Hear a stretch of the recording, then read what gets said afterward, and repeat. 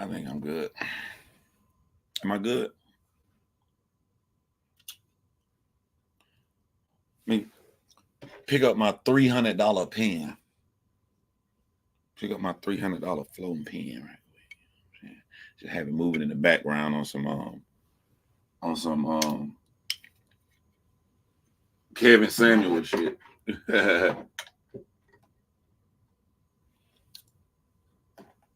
Oh yeah. Oh yeah. Remove my jade. There we go, man. All right, we good. We good up in this thing. What's up, y'all? Can you hear me?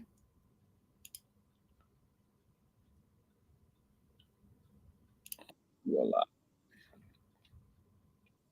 Yeah, y'all can hear me. All right, what's up, Brown Sugar? What's up, Brown Sugar? Hope everybody had a great weekend. I know I had a great weekend myself. It was daddy weekend, so love it when I get my babies. They come over, we have fun, chill out. Seems like a lot of stuff always happening when I'm busy. I'm busy, you know what I'm saying? But I had fun. I ain't gonna lie. I was trolling so hard in my comment section on the last video. Because let me tell you, it was funny to me. It's funny to me when people accuse you of being upset or invested in something that you don't give a crap about. You know what I'm saying? I come online, do what everybody else do. You talk about things that everybody else talking about that interest you and stuff. So put my kids to bed Friday. I think it was Friday.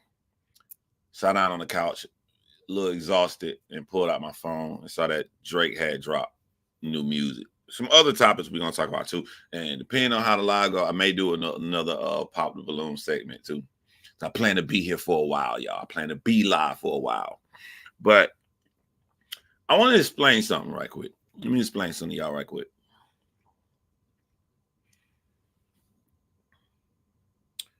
I think that I really think that Drake know he lost the battle, right? Like there's no way around it. When I be going in on Drake, I don't be thinking about Drake. I be thinking about Drake fans. That's what I be thinking. I'm arguing with you guys. I'm talking directly to you all. You the people that's extremely hurt, that's extremely invested in this stuff. I cut on my camera, we just talk a little bit. I have me a little bit of fun. I turn that bitch off. And I'll just go back to my life. I don't be knowing what I said half the time. Come on, do my thing, go off. If you notice the last video I did on Drake, I didn't even edit it. I started my seat. You see me hit record. You see my finger leaving, and then you see me hit it to go. I didn't even edit it. I just talked for 10 minutes, threw that thing out there. And people like he making elaborate thumbnails and all of this. But I was laughing so hard. I'm gonna make this thumbnail. The reason this don't have a thumbnail, I'm gonna make this thumbnail on this live to show y'all how fast it is to make a thumbnail. But let me go into some things, right? That I actually saw.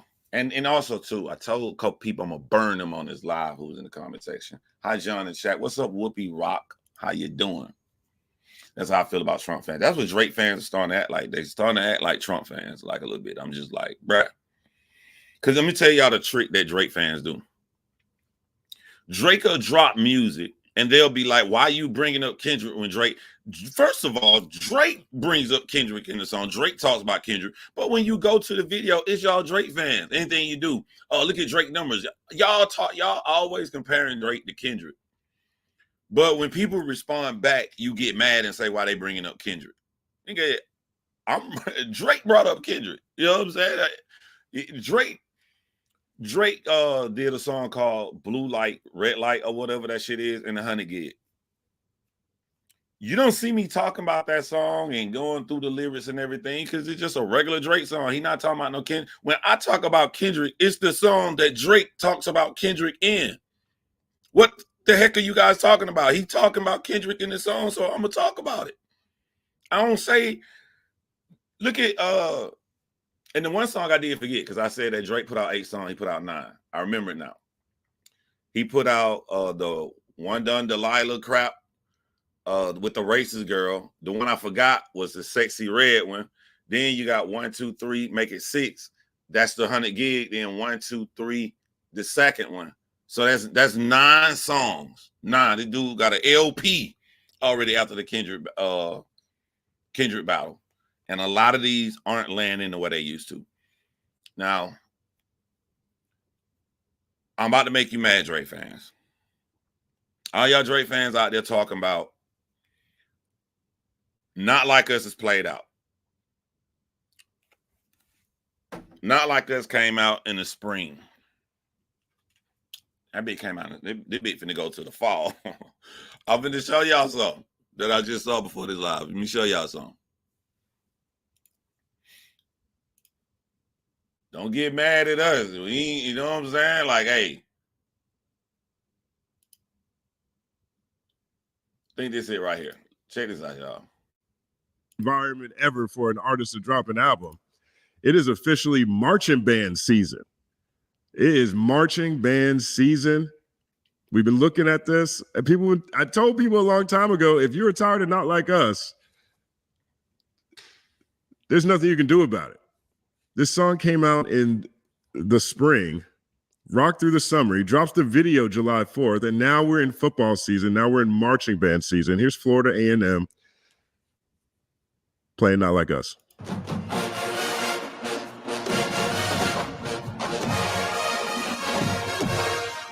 Excuse me, Norfolk State is not like us. That's hard. And then we have, Alcorn State marching band Sound of Dynamite and Golden Girls perform Kendrick Lamar's Not Like Us during their 2024 show reveal.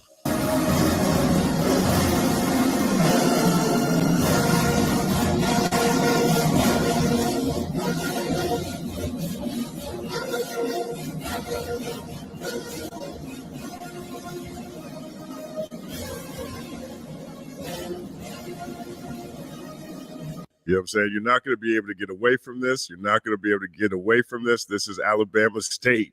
Alabama State, Mighty Marching Hornets.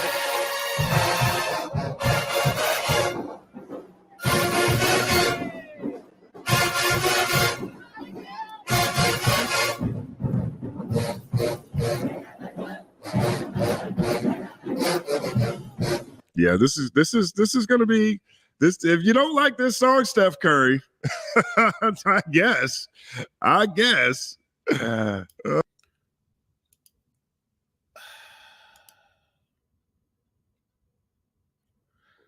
The first clip he played, Florida A&M, which is one of the biggest, they known for their band. The first song he played, did y'all hear what the crowd said? When they were on the field, they still saying OV hoes. So if you want to pretend like it's just one YouTuber instead of the world, if that makes you feel better, do your damn thing, my boy. But you about to hear this song. I don't see how Kendrick does not win the Grammy for that song. Now, I'm about to go ahead and murk some of y'all in the comments on my video. And one thing I noticed while I was trolling all y'all, if you go back and read the comments on my video, I really didn't talk about nothing they said. I just picked out something that would get on their nerve and just troll them, because I'm like, why should I respect what you're saying if you're not respecting what I'm saying? Because not one of y'all Drake fans, not one single Drake fan rebutted a single thing that I stated in the video. You did a lot of deflection, a lot of ad hominems and all that stuff. None of y'all rebutted a single thing that I said. Some people I would like to call out. Dun, dun, dun, dun. I'm over here humming and shit. All right. Let's go to this video with my elaborate thumbnail.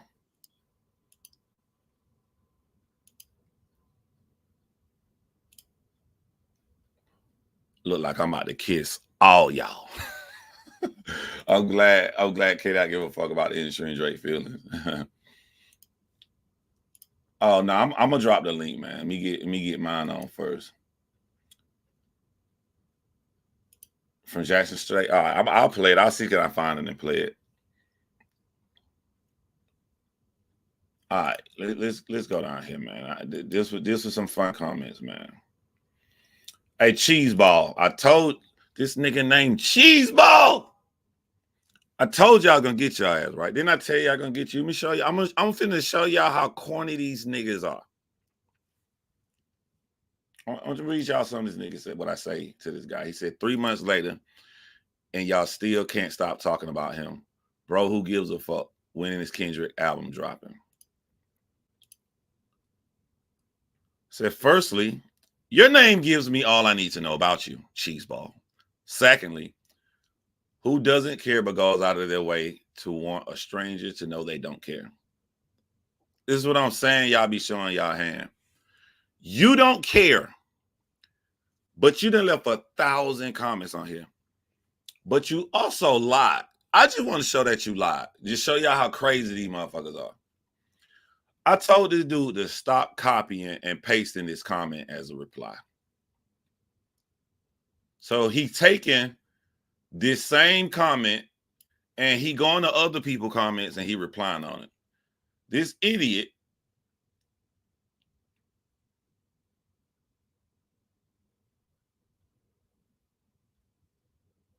deleted it. He deleted, so you don't see his comment. He left a comment saying that he is not copying and pasting this comment. And when I told him that he did it, he deleted it to try to make me look crazy. So I'm a petty motherfucker, bro. I already did it. I'm a petty motherfucker, bro. I need people to see how motherfucking lame y'all niggas are. I'm a petty motherfucker. Let me do something right quick. I'm gonna show y'all how desperate these motherfuckers be. Which one do I want to show? I think I want to show. I'm gonna show both.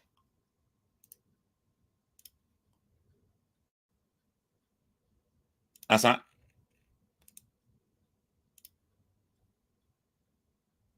That's not.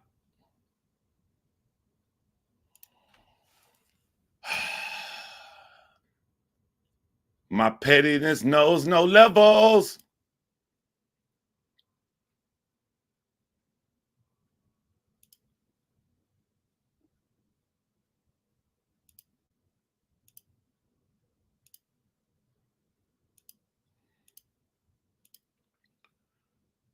All right, bruh. Exhibit A, cheese ball. This is the comments you deleted. Where did I copy and paste? Ha ha ha. I'm free to comment wherever I want. Where did I copy and paste? Losers.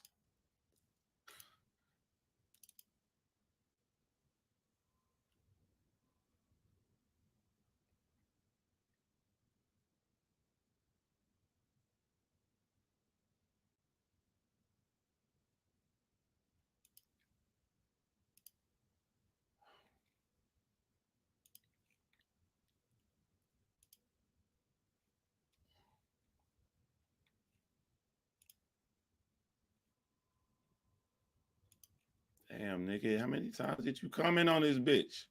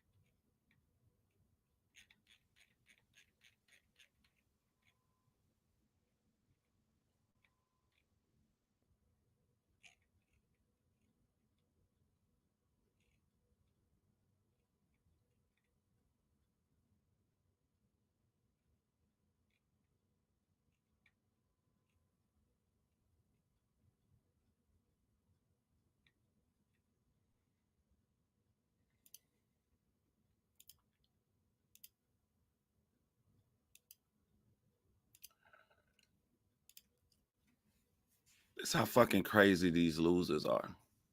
This is how fucking crazy. And then he tried to delete all the other ones. He tried to delete all the other ones. But you forgot a couple, my boy. So let me just get this straight. You came to comment on my channel to talk shit, say you don't give a fuck, but you went and you copied and pasted your comment on everybody else's shit. Then you lied about it, forgot to delete one of them, left it up here, and you say that you're not invested and care about some other rich nigga lives. At least I'm getting paid for the shit. I'm doing the same shit you do in a barbershop, my nigga. I'm doing the same shit you do in a barbershop. Y'all losers will go to these depths over a beige raisin. This shit is fucking crazy to me. Shit is crazy to me. Drake says he ready for round 2. And again, when I talk about Drake, I'm just talking to Drake fans. I'm talking to Drake fans that love him and saying that Drake won. Why are you ready for round 2 if you won? When I hear niggas say, I'm ready for round 2, all I hear is, I lost round 1. You ever heard Nas say, I'm ready for round 2? Did you ever hear Ice Cube say, I'm ready for round 2? You ever hear Tupac say, I'm ready for round 2? None of the people that won their battle, their beef on records, has been upset. Talked about the nigga they so-called won against to their shrink so much that they shrink quit. I'm gonna show you how crazy this is.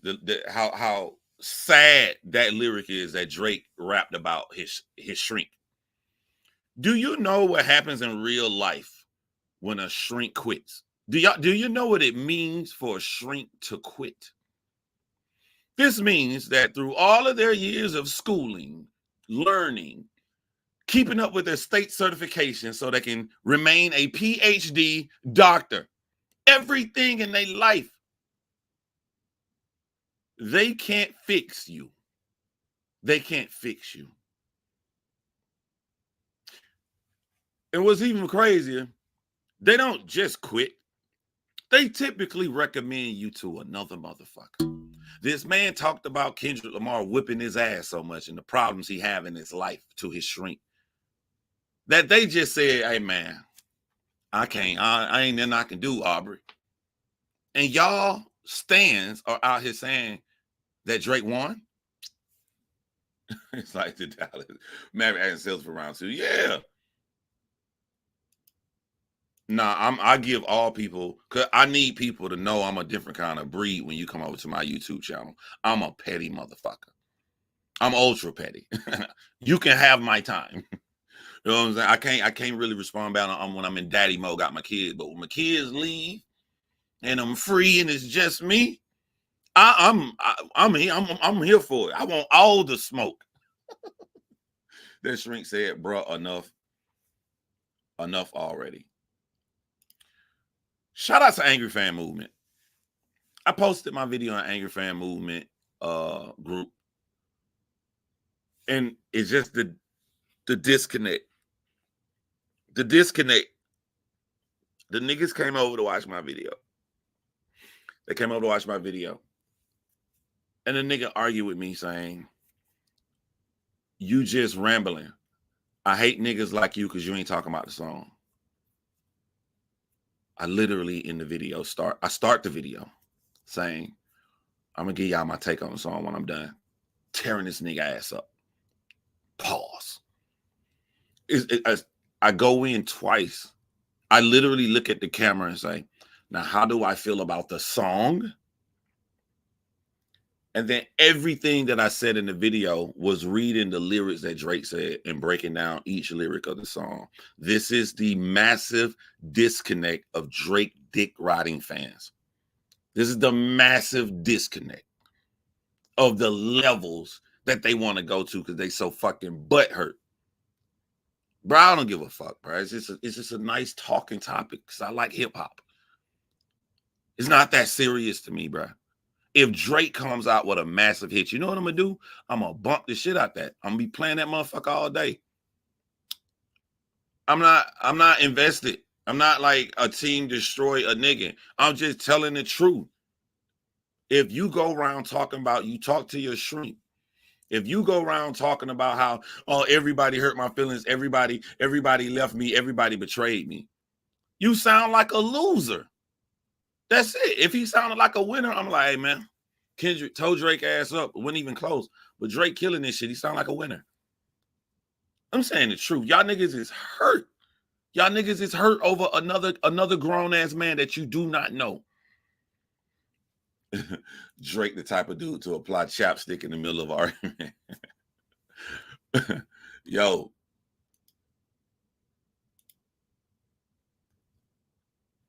And I just like to break down your argument.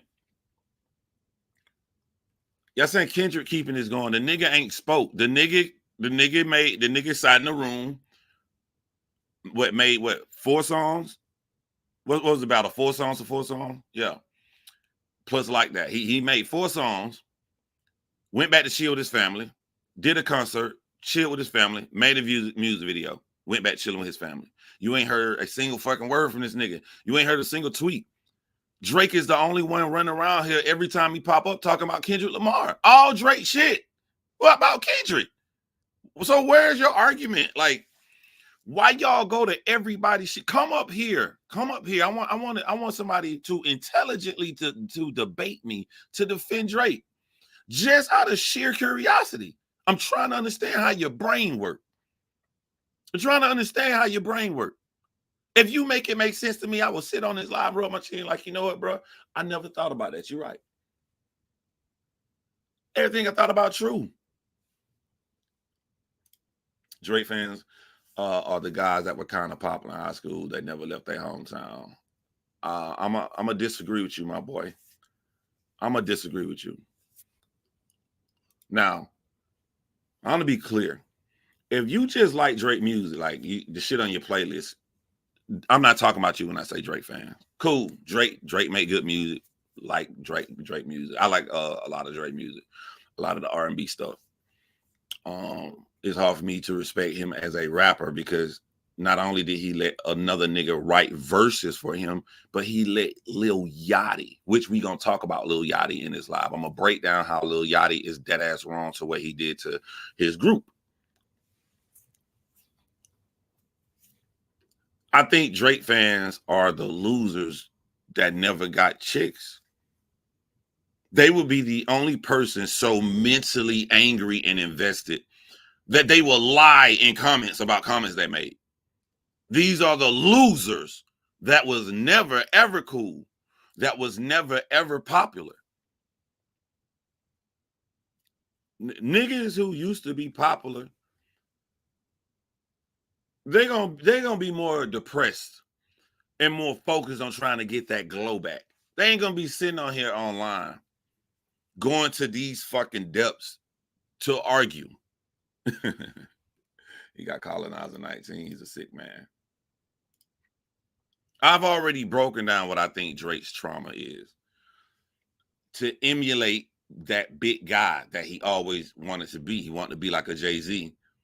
It's sort of like, I see this shit like, I know some women who did everything right. They got their degrees, they got their good job. Everything that they can control, they did. But one thing you can't control is a relationship. Meaning that it takes 2 people to fall in love, to get married, have babies, and all this stuff. So they have everything in their life except for that guy. Like, that's what I feel that Drake is really upset about. I thought Drake thought he gonna have his fun. He gonna be the #1 rapper with #1 hits. Everything he doing, everything he has control over, Drake has done. But he won't end up like his mentor Jay-Z, where you got the popular, famous girl that you marry at the end of the day. Nobody wants to repeat the lifestyle of their father. You want to be better than what your father was. I'm better than my father was. I want my boys to be better than me. And ultimately, he lived the exact same lifestyle as his father with more money. Literally, you know what I'm saying? Even having a kid, hooking up with a white chick that don't live in your country. He is literally, you know, imitated his father's life. And what do we see his father doing now in his 60s or 70s, however old he goddamn old hot dog looking ass is? We see Drake father still drinking at parties, still trying to get with chicks. I think him knowing that he doesn't have control over this, he can't just make this happen. I think that's his mental. The final thing that Kendrick Lamar said in Meet the Grams, that final stanza of Meet the Grams, is far more damaging to Aubrey Graham than anything anybody has ever said about him, because he knows that it's true. Drake knows that what Kendrick Lamar said in that final stanza of Meet the Grams is so true that he just rapped about it in his song when he talking about going to his shrink. He didn't just say he talked to his shrink about Kendrick Lamar. He said he talked to his shrink about the money and the women. The continuous lifestyle that I brought up, that is good in a vacation, is good in a segment. It's good to go out here and get you some bitches and, you know what I'm saying, go to the club and get on a boat and all. That's a great life. But like, it's great because it's not 7 days a week. You know what I'm saying? You can go to it and come back to regular life and it seems so much better than, but when that's all your life, what you doing today, Drake? Going to the club, sit in VIP, watch everybody stare at me like an animal in the zoo. Get drunk. Drake is still living Marvin's Room from his second album. I think that that's Drake's trauma. And I just think that Kendrick Lamar saw the same thing I saw and pointed it out. That's why I always say Meet the Grams destroyed Aubrey Graham. Not like us destroyed Drake, the artist. Drake, the artist, has to deal with marching bands are going to be playing this and pushing this. Drake, the artist, has to deal with a motherfucker won a Grammy. A motherfucker got lit off dissing him. Drake, the artist, has to deal with that. Aubrey, the man, has to deal with the truth about his real life. And if one artist can see it that way and you put yourself on blast like this every single day, then he knows that the entire world sees Aubrey. That's what I think his trauma is. I think, and it's my little wild theory, that we're going to talk about Drake fans. When I say his fans, I do not mean if you just some normal, cool-ass person that got his music on your playlist, you listen to it. I'm talking about these weirdos that saying every fucking post about Kendrick under the sun to try to give Drake some kind of fucking moral victory. I think that these losers saw an outsider, and if I'm an outsider, if I live in my mom's basement, if I'm fucked up in life, and if he can achieve these things, through him I see me. So if he's destroyed, it somehow affects me. I think that they feel this way. Like they literally are living through Drake. If he take an ass whipping, in their mind, it means that they themselves took an ass whipping. So that's why they online this hard.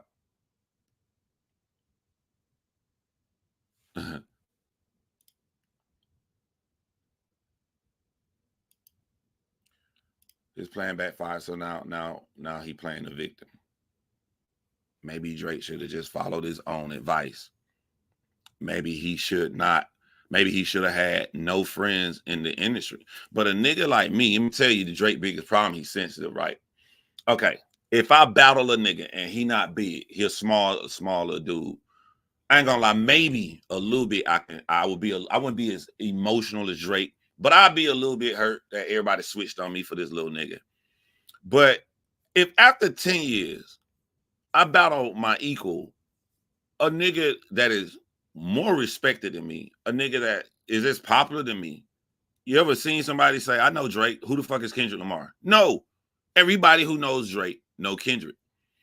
I think that Drake didn't see Kendrick as his equal, because if he did, if I would have battled Kendrick Lamar, I would not have taken it personal if LeBron James and everybody rocked this song, because he's a massive guy the same as I am. Pause. He's a massive artist. So the entire world is checking in for this fight. It's like Oscar fighting Floyd Floyd fighting Conor McGregor. Like I would expect it if the nigga I'm going against and it's just as big as I am, and all the celebrities who know me know him. All the celebrities that respect me respect him. We on equal ground. But he made the hit and I didn't. I would not be mad at all these niggas rocking this shit. I would not take it personal. As a competitor, I'd be upset that I lost. As a man, ain't nothing wrong that you're supposed to care if you're a real competitor. There's nothing wrong with that. But I wouldn't be like, yeah, fuck these niggas. You know what I'm saying? Thank y'all for showing me y'all face. Thank y'all for showing me who you really are. This nigga is just as sensitive as he was. He has no emotional growth. He's just as sensitive as he was when he responded to the control verse. Like, you thought Kendrick was a lil nigga.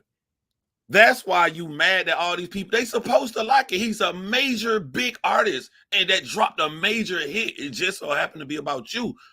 I wouldn't deny niggas that I'm cool with that they gotta sit and look uncomfortable and all that shit in the club. Now it's a difference. Let me tell y'all, it's a difference between your real life friends and industry friends. I wouldn't care if it's industry friends. LeBron James is an industry friend to Kendrick Lamar, to Drake. Same way he is to Kendrick Lamar. So anybody in the industry, you know what I'm saying? If I made a couple songs with I don't know, Lil Baby, and then Lil Baby on stage goddamn dancing to Not Like Us and it's about me, I wouldn't be mad. I would be looking at that as that nigga got this big ass hit off on me. Well played.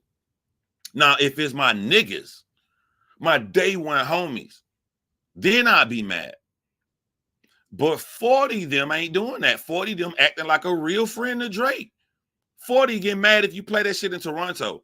Drake real friends aren't fucking with that shit. So it's his industry friends. Industry friends are supposed to do that because they cool with Kendrick too. You know what I'm saying? Like, there's no emotional growth. He gonna marry, Drake gonna end up marrying the woman at the beginning of Coming to America. Whatever you like. And that's gonna make him sad. That's gonna make him sad because he gonna look at her in the eye and know why she with him. That mental shit that's fucking with him. That there was a price to pay for all of this. You're not gonna walk off in the sunset with that kind of life you wanted. You're gonna walk off with the same life your father had. Drake needs that loyalty. Yeah, he never grew up. And this is a reflection of these diehard fans of his that's running around on the internet. Let me tell you something. These diehard fans know for a fact that Drake is gonna have a really successful song. And I think he is. Like I said in my video. Like, the man he may have a trashy album, but in that is a hit. It's playing in all the clubs. That's what he does. He's gonna have a hit. And they're so taking it so personally and they're so hurt right now. Every time they just wait for that hit. And as soon the day that hit come, mark my words, the day that hit come, they're gonna say that Drake beat Kendrick. I will never like a man more than I would like the principles that I live by. The principles are two niggas gonna beef against each other on wax and make songs. I'm going to listen to the songs they make against each other, and then I'm going to decide who won. I don't give a fuck if you come make a massive hit after that. I don't care if I don't care if we never hear from the other artists again. I'm like, that nigga walked off in the sunset, didn't it? I don't give a fuck about none that happened afterwards. If you bring up the subject of who won, my brain gonna think of, they made these songs, these songs were better. He won. That's the reason you know that Drake lost. Because if Drake won, they wouldn't be looking for the next number one hit to say that that's his victory. If Drake won, you would hear them talking about family matters. You would hear them talking about push-ups if he won. all this other shit, deflection on other topics, you're just proving that he lost and you're a loser.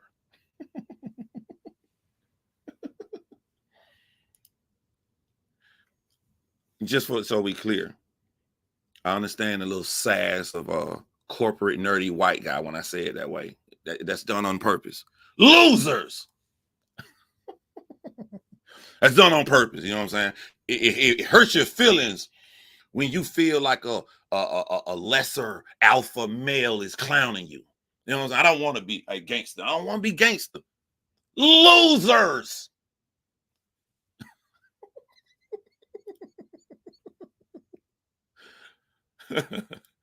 It stings more. It stings more when it comes from a nigga you don't respect. I don't want you to respect me. I don't want you to respect me. I want it to sting. Losers.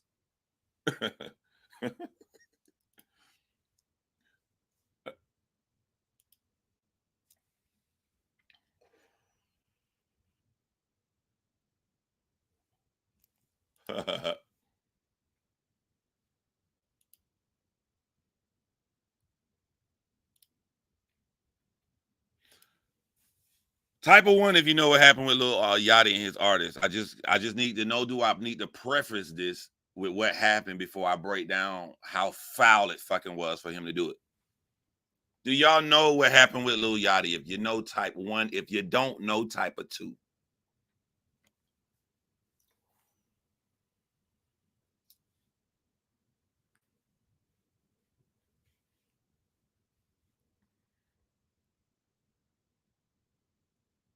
Then y'all be, look at y'all. Y'all be glued in the hip hop. Look at y'all be glued in the hip hop news, shout it. Y'all be glued into the hip hop news, shout it. All right, I'm gonna make it quick because a lot of y'all already know about it. So, Lil Yachty got a group. In this group is a girl. She's an artist. He also has a co-host on a podcast by the name of Mitch. So, for this story, think of the girl and think of Mitch. So, what happened with the girl that's in Yachty group? She left the group and they broke up in the most mature way possible. She just walked away. She didn't say nothing bad about him. He didn't say nothing bad about her. He then goes and do a live. In his live, he says, you know, we just went our ways. I wish her nothing but the best. Boom. That is mature. Because let me tell y'all, when you talk about a multi-million-dollar industry, ain't no mature way people leave. It's some dirt behind the scenes. So these are two people who decided to not let the world know their dirt. I love when I see people do. I love when I see black people do it too. We can be mature. So if you don't know the story, you be like, John, this sounds great. What's the fucking problem? They didn't stay that way. So just to key y'all in on how this happened in order, for y'all who don't know what happened. The girl artist who's no longer with Lil Yachty, this is allegedly, she goes to a restaurant, and because she's famous, the person working at the restaurant, ooh, we would take a picture, whatever. So this person that works in the restaurant, not the artist, but this person that works in the restaurant, goes on Twitter and says that the girl was talking shit about Yachty, just to make it quick for y'all. And she said, here's my proof she was talking shit about you. She showed a picture of the artist smiling with her. She didn't show no audio. She didn't show no nothing. So according to the female artist, her last public statement online was the mature statement. They just parted ways. Lil Yachty gets on the phone with DJ Academics, and DJ Academics winds that little motherfucker button in his back. Winds that motherfucker up. He gets on the phone with Lil Yachty and be like, yo, I'm telling you that girl gonna expose you. She gonna come out here talking shit. That's what they always do. Winding Yachty up. And Yachty said, nah, she ain't gonna do that. Yachty, that's very mature of you. That's very mature of you. Taking up you're not letting somebody get to your head. It don't last. 2 days later, Yachty goes on Twitter. No, that's wrong. Nope, that ain't what happened. 2 days later, DJ Academics goes on Twitter. He sees where the person in the restaurant only showed a picture smiling with the girl artist, and he texts that to Yachty and said, I told you she gonna come out here talking shit about you. Yachty goes live and destroys this fucking artist. He goes live. He's pissed off. He says he's not drunk. It appears he possibly could be, but it also appears he possibly couldn't be. To me, it would be better if Yachty was drunk, because if he was drunk, at least he'd have an excuse. But Yachty says so. He goes on to talk about how she's a piece of shit. She treats everybody like a piece of shit. Then he goes on to say that he wrote every single one of her raps. Then he goes on to pulls out to try to show receipts. Just like, I want y'all to not think about it like hip hop. I don't want y'all to think about it like music. I want y'all to think about it like a job. A job. This is somebody who, after you left a company, they are preventing any other company from hiring you. So now you can't support your family. You can't make income. This is real life shit. You can't make income. You left. A fucking fast food restaurant person put up a picture of you. They could have been lying and saying anything under the sun. And your former employer goes out here to destroy you ever making income again. That shit, wow. And this ain't even the most dirtiest shit. Because at least Yachty may have a reason. Because maybe the girl did say that. Maybe the girl is a piece of shit. Now, I'm about to get into Mitch and then how he dissed his entire group. So in Yachty's head, this girl did something to him, even though he ain't got the proof. So Mitch is Yachty's co-host, and I actually like their podcast. What's the podcast called? Yeah, it's ironic. The name of their podcast is called This Is a Safe Space. And it appears the podcast is a safe space for all artists that go on there, because artists that go on there feel great. The person the space is not safe for is Yachty's co-host, Mitch. Because this is what happened to make Yachty, in that same live he goes off about that girl, he goes off on his friend Mitch. They're doing a podcast with a rap artist. On this podcast, they start talking about, basically the subject is influencing people to do the right thing. That shit's sad. Mitch argument is, instead of people going out here taking a gun and robbing people, they should get a job. Ain't it funny how motherfuckers claim they conservative and then they want to pick and choose when they conservative? I thought that's the conservative American way. Stop doing illegal activity, you fuck. I'm gonna say the N-word. You ninja. Go get a real job. I thought that y'all stick. So his co-host is saying that she get a job. Yachty, who knows this podcast will be seen by millions of people because it's popular, you get millions of views on this podcast, decide to take his real life best friend and break him down and say, why are you telling people to get a job, nigga? You only got money because you work for me. Because you work for me. And goes on to destroy this guy. You can see Mitch trying to change the subject. You can see the artist that's on the podcast with them, who they supposed to be talking to, doing a little snickering laugh. He feels a little bit uncomfortable. But Yachty won't let it go. He's determined to little man son his best friend because his friend want people to not rob guys. Because he want people to not rob guys. So the audience sees Yachty treating his best friends like this, and the audience goes off on Yachty. All comments are bad comments about how Yachty's treating his friend. Yachty gets mad, hits up Mitch and says, yo, fix them and tell them we playing. My nigga, that ain't how you play with your friend. And something wrong with you if you really believe that. That's some narcissistic shit that you feel to become a multi-millionaire where you set for life and your friend was struggling. You do the right thing to help him out. But while helping him out, You think it's funny to belittle him and put him down in front of millions of fucking people? That's how you play with your day ones? Who does that? Who? Drake don't do 40 like that. Who does that? Kendrick don't do fucking Baby Keem like that. Who does that? Why is it? I think you lying. You a lying motherfucker. You was upset and you was trying to hurt that dude. But we gonna run with your lie. How is it funny, my nigga? How is that funny to put down your day one nigga like that in front of the entire world? I'm gonna call you out on some business shit, Yachty.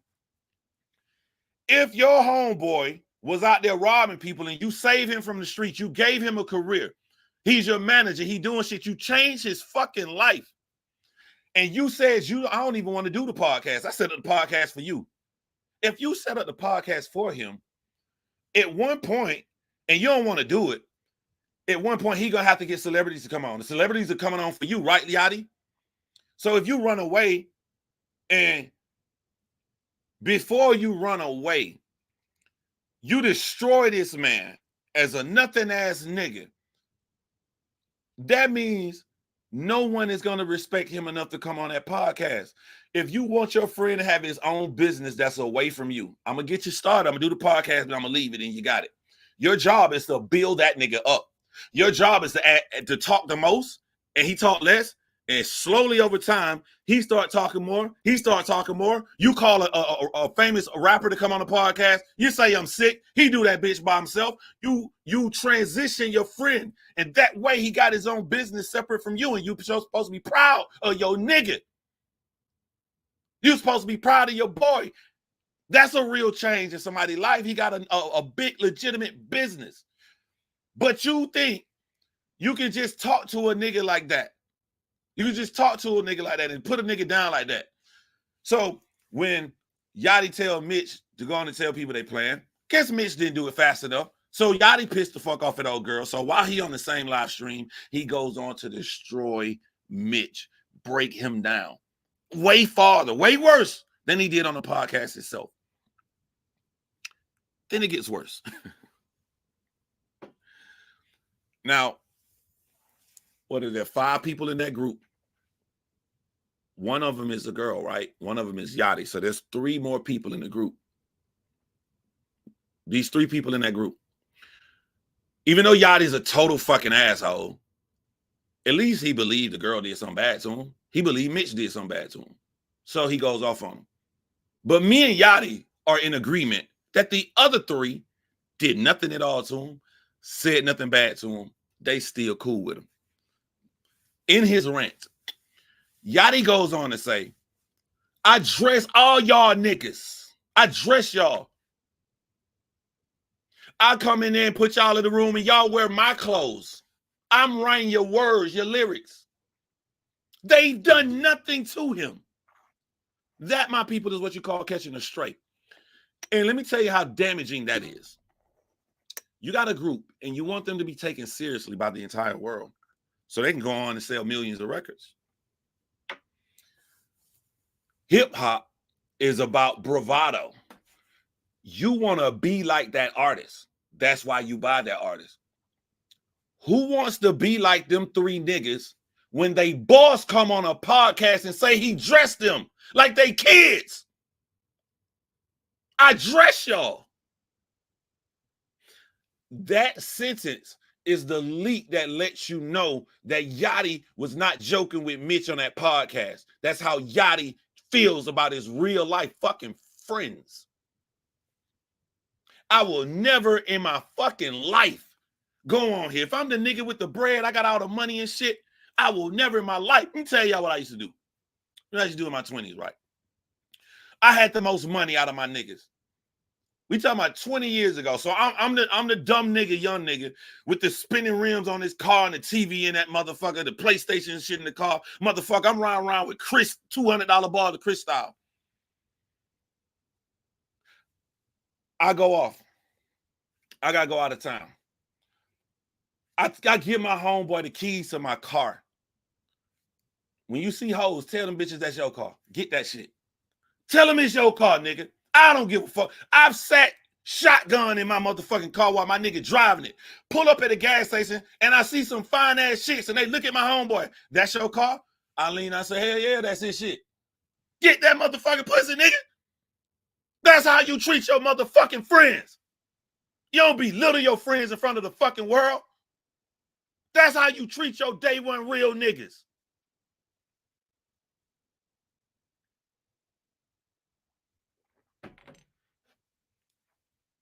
Hey, the album dropped. Why y'all didn't buy our album? We prefer rappers who dress themselves. Your boss told us. Fuck off.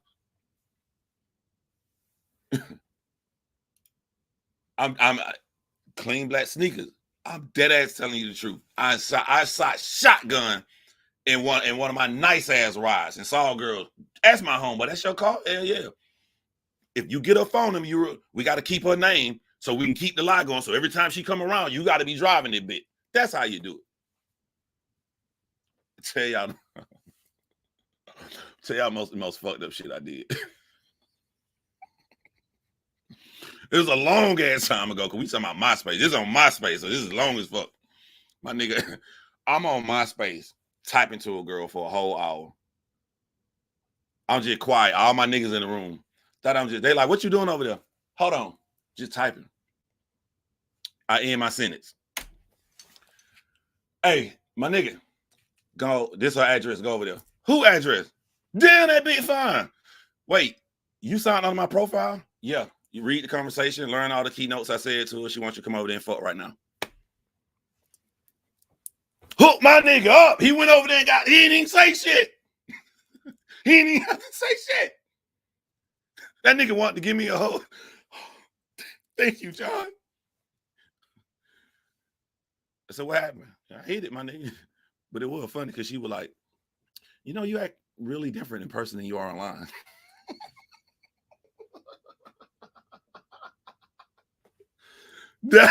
That's how you treat your friends. Shit, I had about 5 TVs in the car. You know the early 2000s, the motherfucker want the TV. I had to pull the TV down, one in front of the passenger seats and the fucking little windows in the back. That stupid ass shit we used to do 20 years ago. I couldn't believe that. And then y'all know how I am.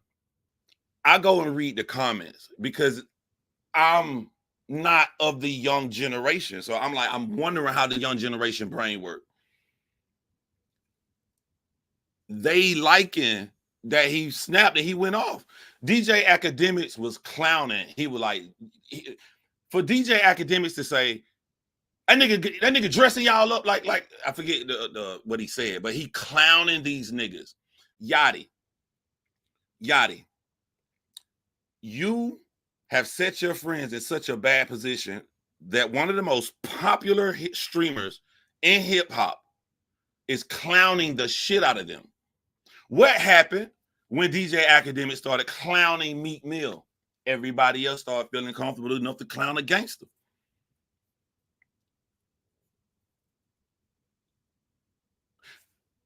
And if Yachty see these 3 niggas, I think he did all 5 wrong. But if he just see the 3 who never said something to him, and he go to him and probably like, my bad, y'all. You know, so I was just upset. That's dirty as hell. That's dirty as hell, because if you apologize to them in private and you don't say nothing out here publicly, you still left the public image that you got a group of losers. You left that out to the public to think that. I could never, ever do my niggas like that. Y'all be using the word friend so fucking loosely. That shit crazy. That shit crazy. If I can agree with y'all, principal, you're wrong. I know, right?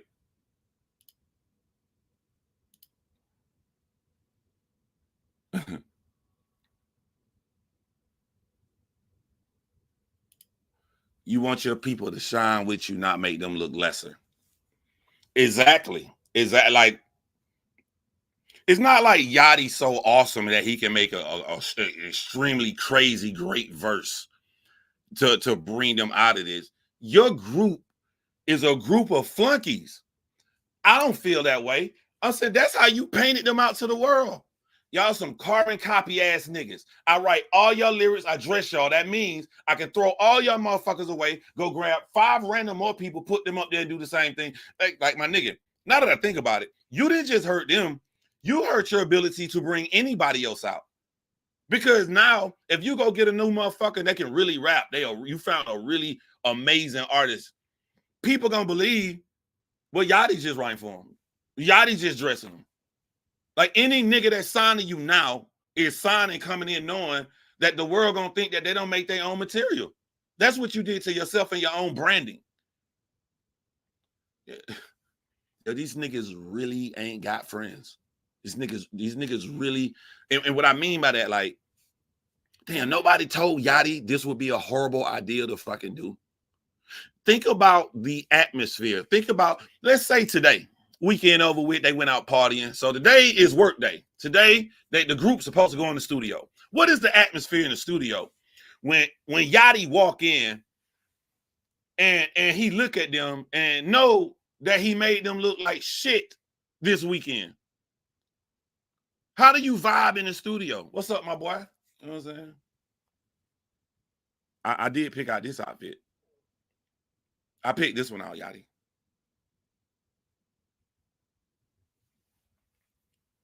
That shit crazy. That shit remind me of that rock song. It's an old 80s rock song called Jesse's Girl. That shit is fire. Chorus is like, I want to be with Jesse's girl. I want a girl like that. My overthinking ass hear that rock song, and I always think, like, how did the nigga in the band write that song? How did he go to the group to tell them the lyrics? Because the song is about liking your homeboy girl. I want to be with Jesse's girl. How do you go in the band and be like, hey, I'll fuck with an idea this weekend and just play the guitar. Yo, if I'm in the band, I'm thinking, did this nigga fuck my girl? Which one of us? The atmosphere must have been crazy in the studio when they made. That's how I feel when Yachty walk into the studio with his group of flunkies. I don't think y'all flunky. I'm saying that's how Yachty making the world. With his group of flunkies.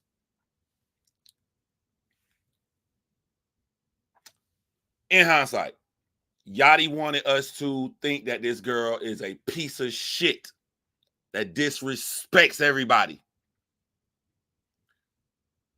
From his own verbiage and actions, all I saw was Yachty is a piece of shit that disrespects everybody.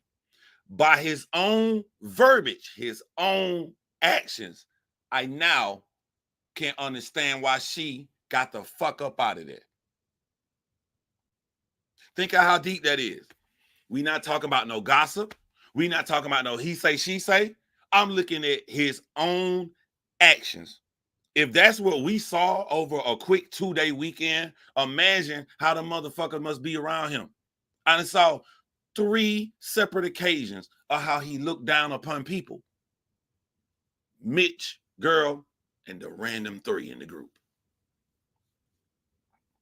He was already hitting Jesse girl. I know, right? I'm like, nigga, we got problems if you make a song like that and you in my fucking group. Who is Jesse a code name for? If you don't tell me that, well, I ain't doing the motherfucking song, my nigga. You got where were you? What made you write this song? You know, when Tyler, the creator, was freestyling on Funk Master Flex and said that gay shit. Funk Master Flex. What made you write that? What made you write that lyric?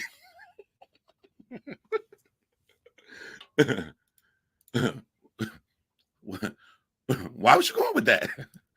What Funk say? What made you go with that? Well, no, he said, what made you go with that verse?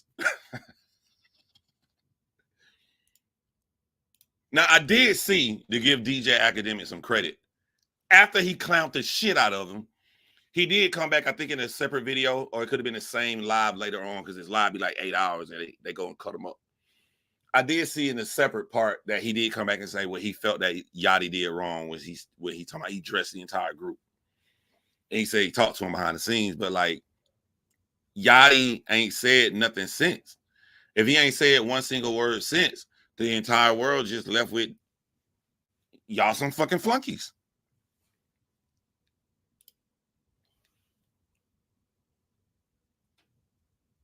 Boat disrespected the young super so goodness gracious sample. He's just like Aubrey. What did he say to disrespect him?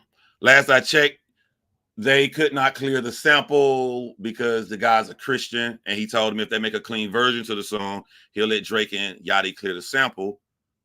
But then Drake drops the song, and Yachty not on it. What's up, Twiz? Salute, my boy.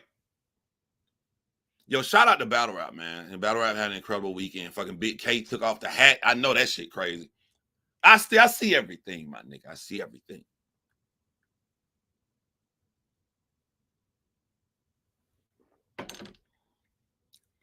Yo, this is my favorite. This motherfucker so heavy. It's like real stone, Jay. You know what I'm saying? Like I just keep it around. I keep all kind of jade over here, man. I love this shit.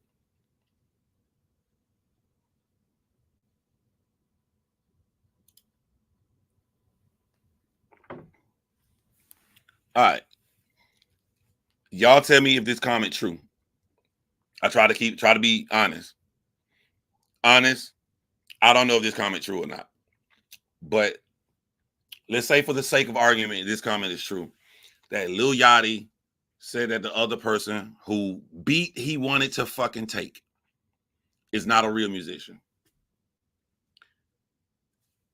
In Yachty's rant, if you didn't see his rant, towards the end of his rant, he said, I'm chill. I don't be fucking nobody. I'm a good person. DJ Academics came out and be like, yo, Yachty a good person. Okay, I see you saying that, but in the past week, look at how you treated 6 different fucking people. That's how you talk about the nigga who beat you on a buy the beat from him? That girl left your company, left your group, and then say shit to the fucking world, and you went off on her because a fast food restaurant worker posted a picture of them smiling. Your close day one homeboy, who was your friend before you became famous, sat on your podcast and wanted to tell the world, instead of robbing and going to prison and jail and all the harsh consequences, it's best to just get a 9-to-5 job. And for that, you destroyed this nigga. You destroyed this nigga. I had on my Temu slides earlier. They all fucked up because I got on a push, the riding car grass lawnmower to cut the grass. I didn't think they're gonna get fucked up. I just ain't got no common sense, but they got fucked up. My Temu slides fucked up. So right now I'm rocking the Alabama slides right now. The Alabamas, you know what I'm saying?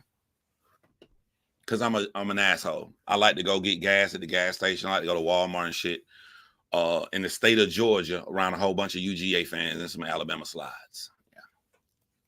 I just start shit everywhere I go.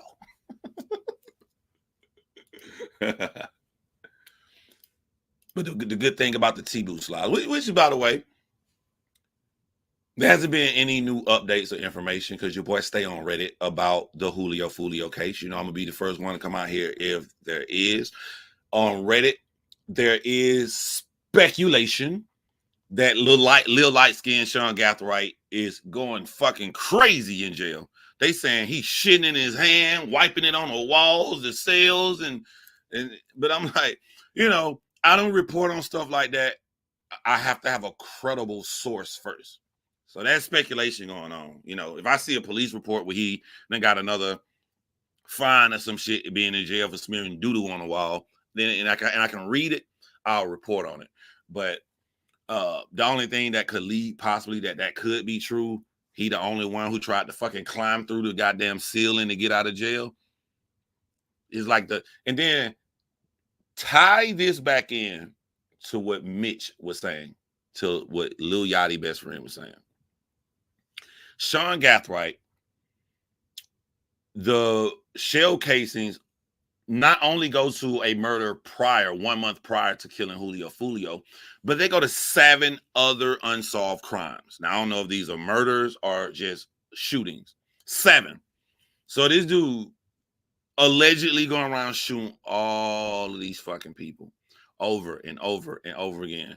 But when he gets arrested, he tries to climb through the fucking ceiling and possibly allegedly shitting in his hand and rubbing it on the wall, going crazy.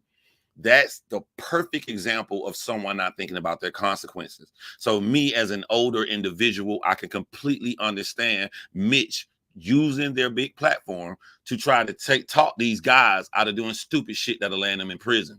And the crazy shit is, if you don't listen to Mitch and you listen to Lil Yachty, y'all gonna go out here, and I think it, correct me if I'm wrong, then on the podcast, Lil Yachty say, nah, man, y'all go out here and rob people.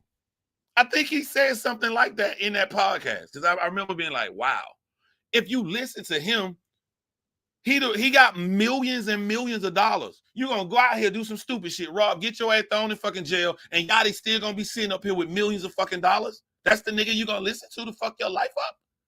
It don't make no sense. It don't make no fucking sense. He going to get hepatitis. Shooters allergic to prison. Yeah, I stay on the Reddit. If y'all trying to get, I'm telling you, Reddit, bruh. I pull my phone out, I'll be on Reddit, boy. Let me tell y'all what I saw on Reddit that disturbed me. Now, the two major things I follow on Reddit is the Duval County Reddit, and then, of course, the Chirac Reddit, which is... But I saw something that broke my heart this weekend. Did y'all hear about what happened to the girl in Atlanta? Type of one if y'all heard about what happened to the girl, the mother of 4. That was fucking crazy.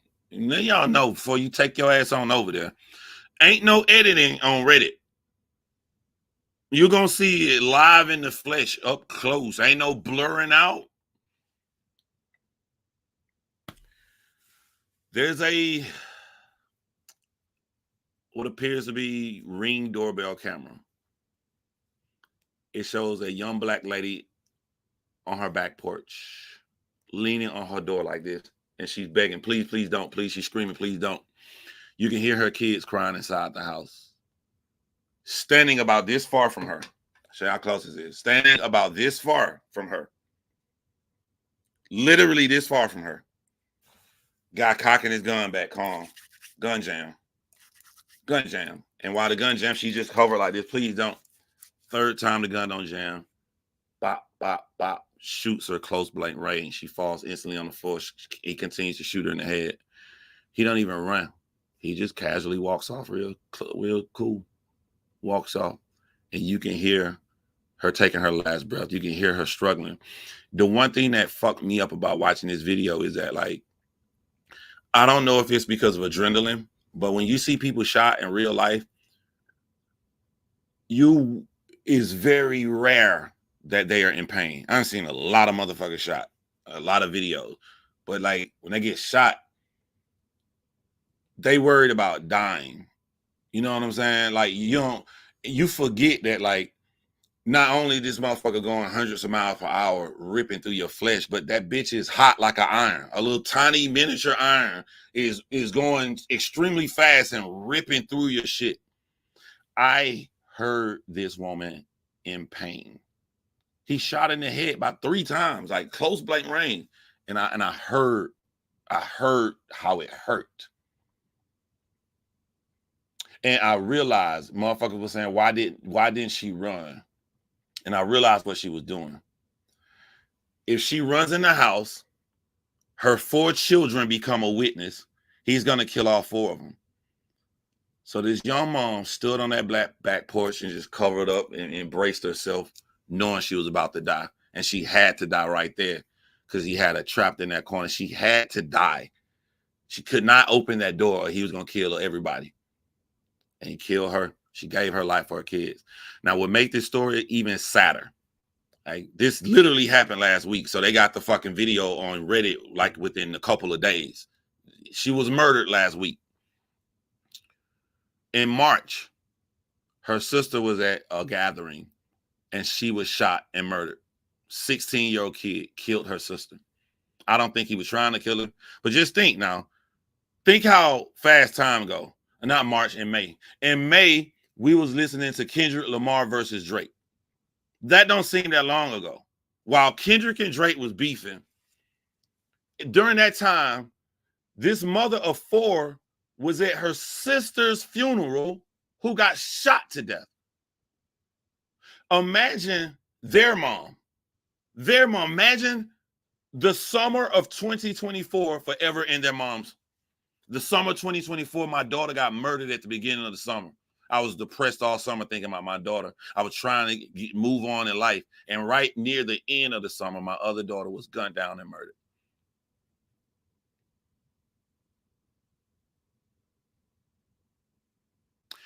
This happened in Atlanta.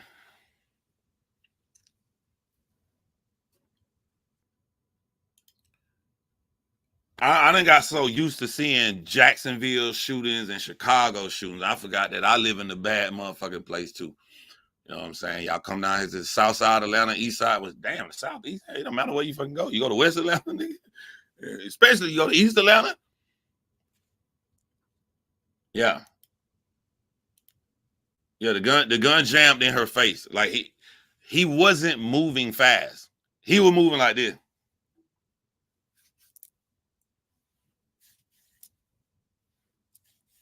Pop, pop, pop, pop. Stood over her. Pop, pop, pop, pop, pop. I saw another footage in Philly, and this is going viral. This is in Philly.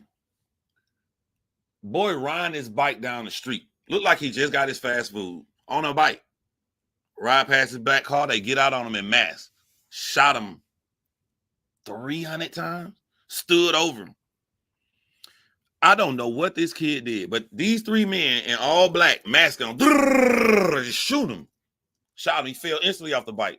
So this was set up. They must have known he was coming out from getting the fast food because he rode right. They got him. Stood over him. The first nigga jumped out the car, shot him up, and all three of them stand over shooting him. They run back to the car. The first nigga runs back, shoots him again, just for good measures. Now, this is the most disturbed part to me. It be the little shit that disturbed me.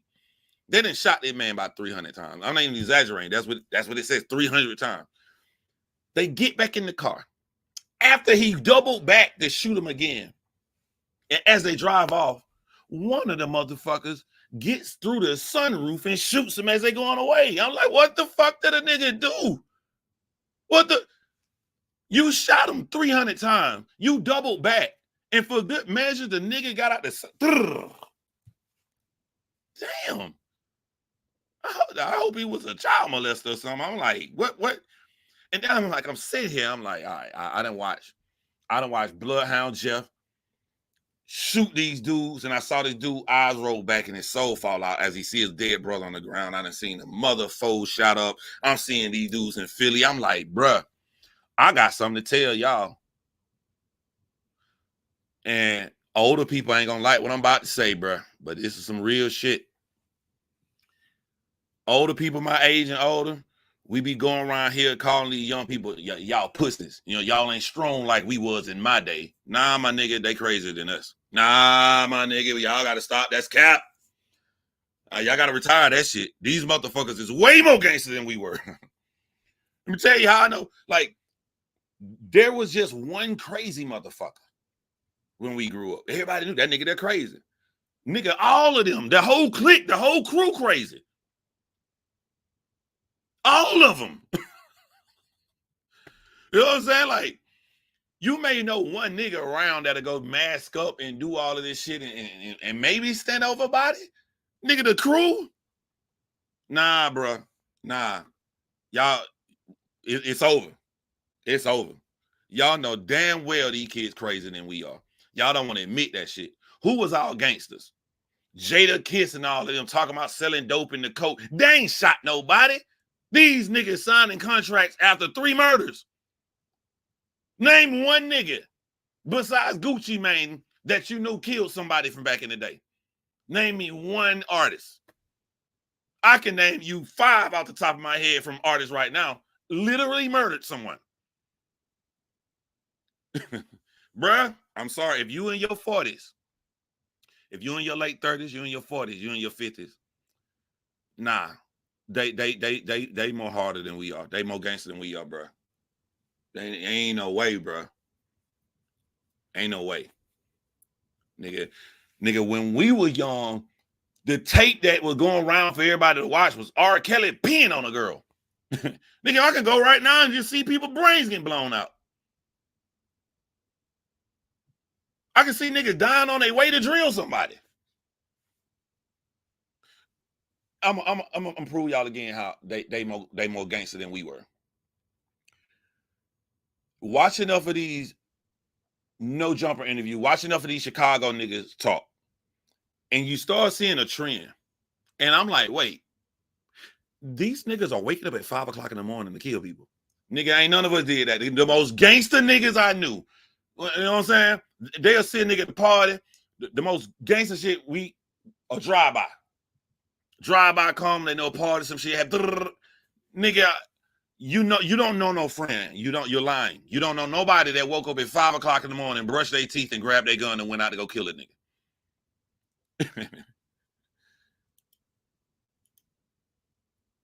and like Twiz saying, in my day, the rapper hung out with a nigga that'll kill you. He got a crazy motherfucker on his team. Now, the rapper will actually fucking kill you. Yeah. In my day, even the gangster motherfuckers that will kill you, they will shoot your ass.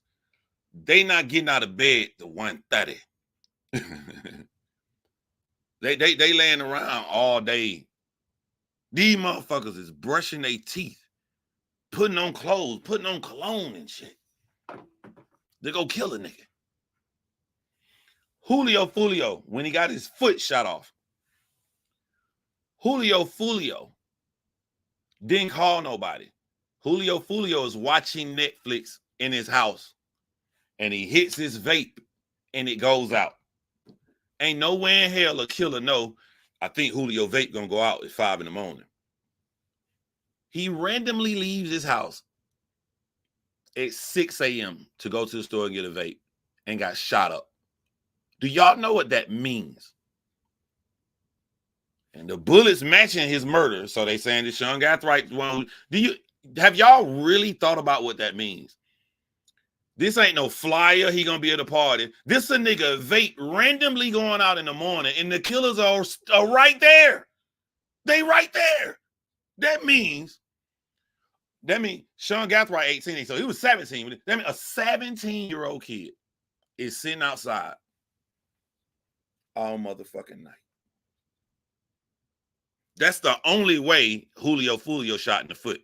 The only way a 17-year-old kid is sitting out there all night like he on a motherfucking police stakeout.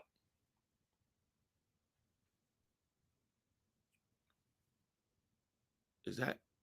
Oh shit, Julio getting in the car. Got his ass. I don't know nobody, and I know some crazy killers back in my day. I know some crazy motherfuckers. I don't know none of them that staked out a nigga house all night. I don't not one. I don't know no story like that. Nothing like that from my day. This some new nigga shit here.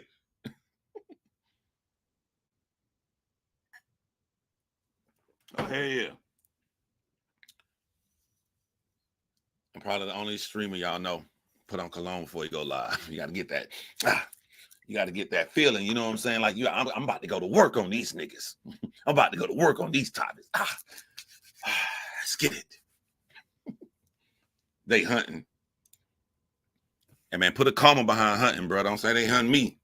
They hunting, John. Them kids really on demon time. When I was 17, I was trying to get a scholarship, play video game. Yeah. Or someone had a locator on his car or phone or both. Clean black sneakers. Check this out. Even if they had a locator on Julio's car, they still up. Julio Fulio said he left his house and drove around the corner and get to the first light and they shot him up. They still stood out all night. If he got shot at 6 a.m., these niggas on some other shit, bro. I was chilling yesterday or the day before yesterday, and I was just driving in my car and it just hit me all of a sudden. Nah, they more gangster than we are. Yeah. Yeah, they are. Yeah.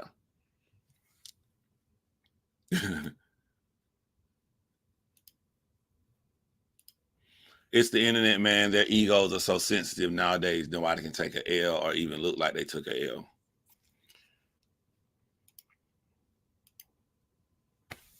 Name something that you feel that you can state as a guaranteed 100% fact. I want y'all to do that in the comment section. Because I believe we live in an age now, a motherfucker gonna debate anything. The first thing I've been saying is, I'm a man. Nah, that's the wrong thing to say. They gonna debate that. No, it depends on your chromosomes. Nah, you can't do that. Name me something you feel like you can say for a fact. I live in the United States. Not really. It's supposed to be whatever the Native Americans called it, and it's wrong to call them even Native Americans because it was an American. They're gonna debate. That's why nobody can take an L. Can't take an L. This nigga Drake contradicted himself in saying that he feels he beat Kendrick Lamar, but at the same time he feels that Kendrick Lamar is lit off of him. How he lit if you won? And then you can say the sky is not blue. The sky is invisible. The rays from the color spectrum, I forget what the color spectrum calls, when it hits our atmosphere, it bleeds out every color. It bleeds out red. The one color left that's not being bleeded out through the thickness of our atmosphere is blue. So blue lies. That's why it looks blue to you. You literally can debate anything in the world. You know, and ain't no facts. No facts left. None.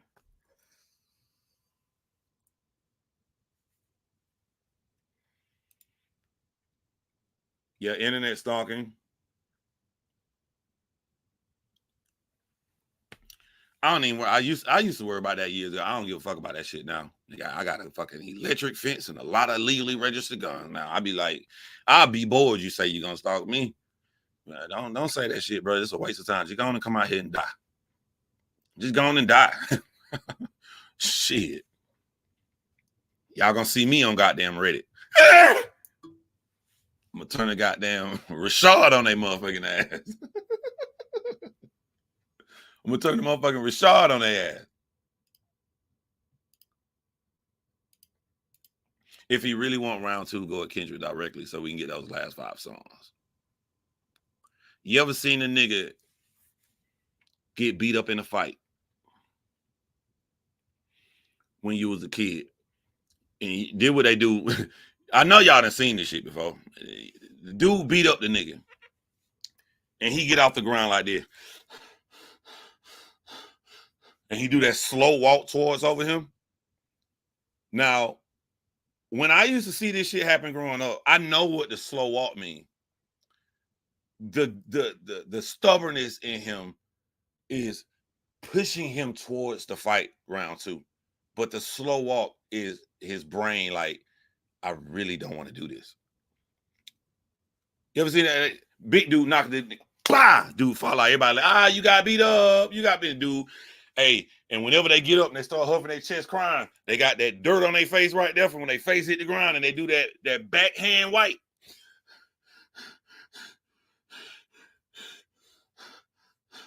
That's all I see from Drake. That's how Drake looked to me right now. He doing that slow walk back over the Kendrick. That's what the sneak disses, the not saying the name, that's that slow walk. A real nigga get off that ground after getting knocked down in the fight. Soon that nigga jumping up like when you knock a xenomorph over. When you knock a predator over, they scrabbling and run straight to him. That's what a real nigga want to do when he really want to fight. That little kid that do that slow walk, put a line of snot on the back of their hand.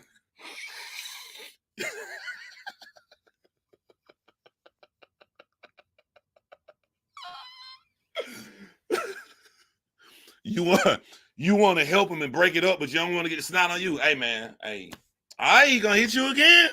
That's how the fans like this is the perfect analogy now I think about it, because we the fans who saw what happened, we the nigga on the side, they be like, hey, all right. Now when he knock your ass out again, don't come over here crying. don't come over here crying.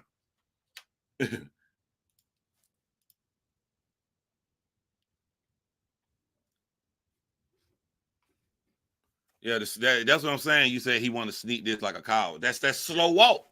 That's like kid don't want to go. Drake don't really want that, man. I think, and sometimes this happened to me too. I don't like anticipation. Even when I just joke, like, yo, don't do that shit. Come on over here so I can just shoot your ass. I'm ready to get to it. I think it was bothering Drake. Is fucking Drake head up that Kendrick is sitting on 5. He's sitting on 5 more.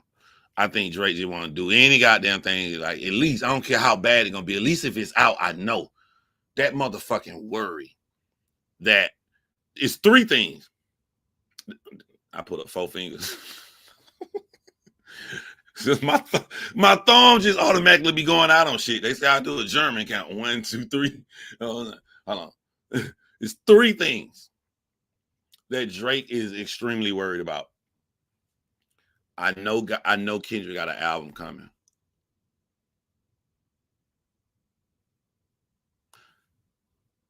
I know that nigga sitting on 5. He's sitting on 5. Why the fuck is he quiet? What the fuck is he thinking? The last time I thought Kendrick Lamar was quiet, nah, you following through. He was cooking some shit. That nigga was making some gumbo on my ass. That nigga was slow. Nah, cut the temperature down. We're gonna let it marinate a little bit. Let that cut the temperature down to make the gumbo thick. Last time Kendrick Lamar was silent, he came and just obliterated my ass. Pause. That's what got him worried. That's why Drake writing the way he writing. Kendrick quiet. Kendrick got 5 more, and he know Kendrick got an album and a rollout coming. PG Lane just signed this year as with a major record label. Ain't nobody finna give Kendrick Lamar millions of dollars. His own record label with a major to make PG Lane a major label. Ain't nobody finna invest in all of this, and this nigga not finna goddamn work. This is why we have not heard from Baby Keem. Kendrick got all the paperwork ready, so it's finna be multiple Kendrick shit coming out here. Multiple. Drake knows that from his slave 400 million deal he got. That's why Drake acting the way he acting. Drake contractually obligated to drop an album this year. He has to drop. Kendrick is waiting to step on him again. That's what I'm thinking too. That's what I'm thinking. I'm thinking that Kendrick waiting for Drake to drop.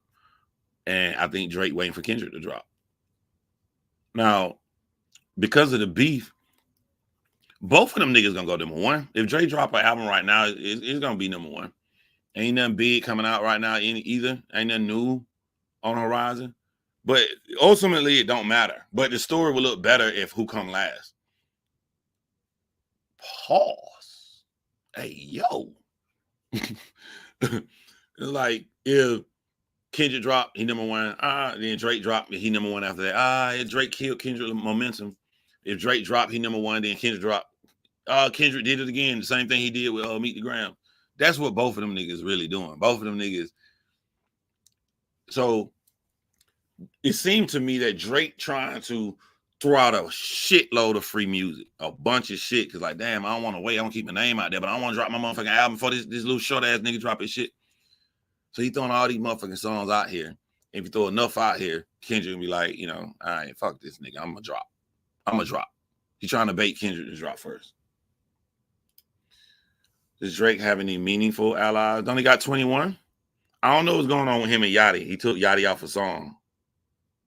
I don't know. Somebody said that they went following each other, but then somebody came and showed that that's a lie. So that's why I didn't report on that. But some of the shit behind the scenes is proven to be true. It was behind the scene rumor that Drake was going to take Yachty off the song. Drake took Yachty off the song. He took him off the song.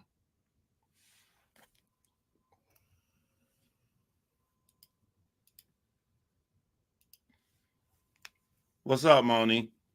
Yeah, they both will go number 1. First week numbers are deciding factor. So like, this is why I say like y'all hear me be talking and shit, saying my points. This is why I'm saying like I have no bias in it. I am selfish. I'm a selfish nigga. I don't give a fuck how much you sell. I want to hear what I want to hear. I want to hear what my ears want to be pleased to. And I like Kendrick Lamar music. I want, if Kendrick Lamar go #1 and blows Drake out of the water, pause. If Kendrick destroys Drake's on the numbers, good for him. I don't give a fuck. I need the music to sound good. Like, but to show y'all how great of a music this man makes, Drake released 6 songs. Somebody leaked Kendrick Lamar's song, I'm Better. I'm Better is a billion times better than anything Drake done put out after this beef. I'm Better is so good. I'm like, this nigga throwaway? This nigga throwaway can be a big hit. This is throwaway? Wu-Tang Clan, how my angels get up. Life on life, tell me how you're set up. Nigga asking me how I'm doing this year.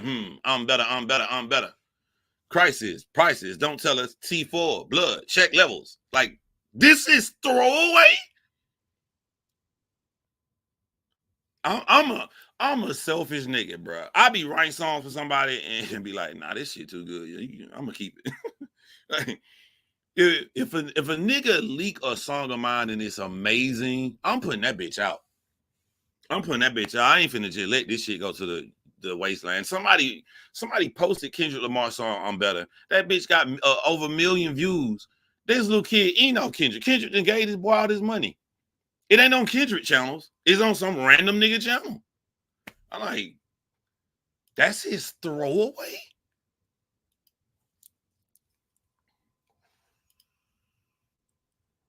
Exactly. I just used that one, Moni, as an example because that's the latest one. All his shit, because Kendrick done had 3 songs leak after the battle. Wait. Is that Saturday morning cartoon song? That's not, is that a leak? Yeah, that is a leak. That was supposed to go on the first album. Them his throwaways, bruh. His victim throwaway. It's a fire concept. I think I heard that one.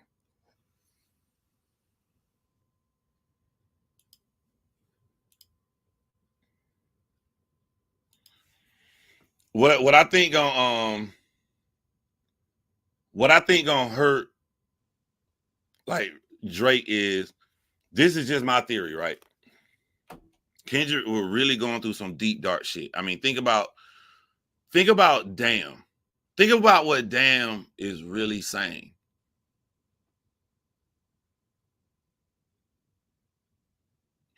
One way you play it, his dad dies. You play the song backward, Kendrick dies. Like, the options are fucked up. Think about the mind state you're in when you make that. Think about all the personal problems and shit he had. He was very depressed. There's this one scene in Kendrick Lamar video. What's the video he did right before the last thing? Not right before, but it's the last video he put out that was on his channel before the beef. I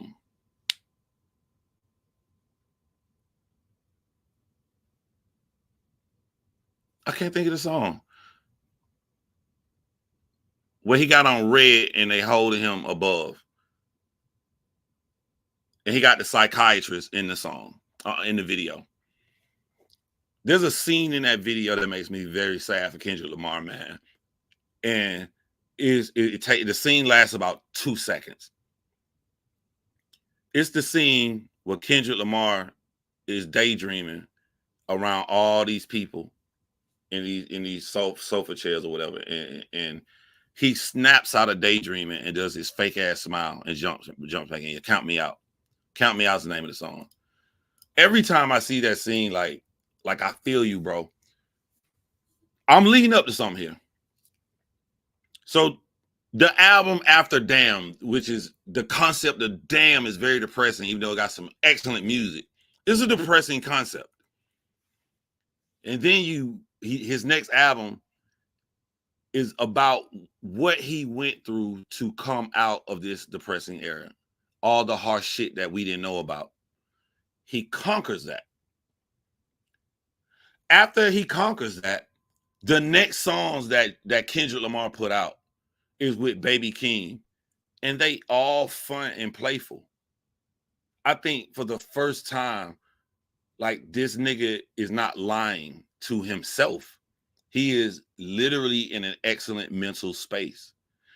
And if Kendrick Lamar writes music based upon the space that he's in, and he's in a happy space, this next album is going to be way more fun than he's ever put out, which is horrible for Drake, because these people are so young, these new fans, and Kendrick took 5 years off. A lot of these motherfuckers probably 12, 13 years old.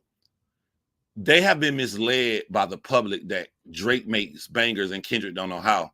That is a fucking lie. Kendrick didn't want to make bangers.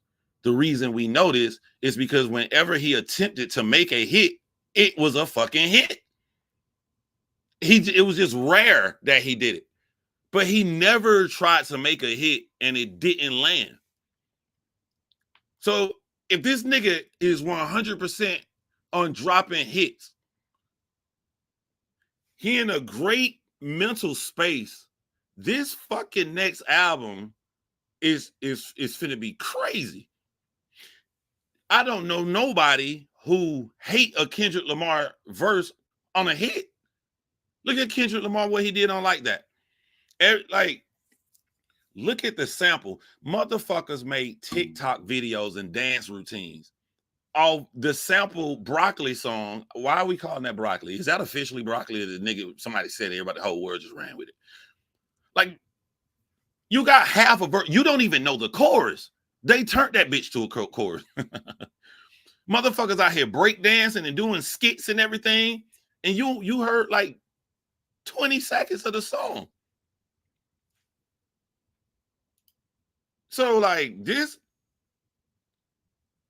it's like y'all asked for this shit.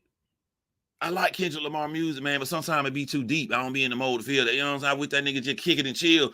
All right. You asked for it. I think you about to get it. And if so, the album gonna be 1 billion times better than Drake album.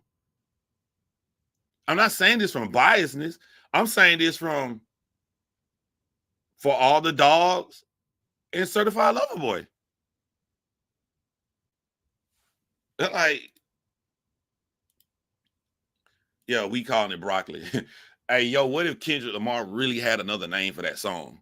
But he got no choice now. He put out a snippet, y'all motherfucker calling it Broccoli. Now he got to call it Broccoli.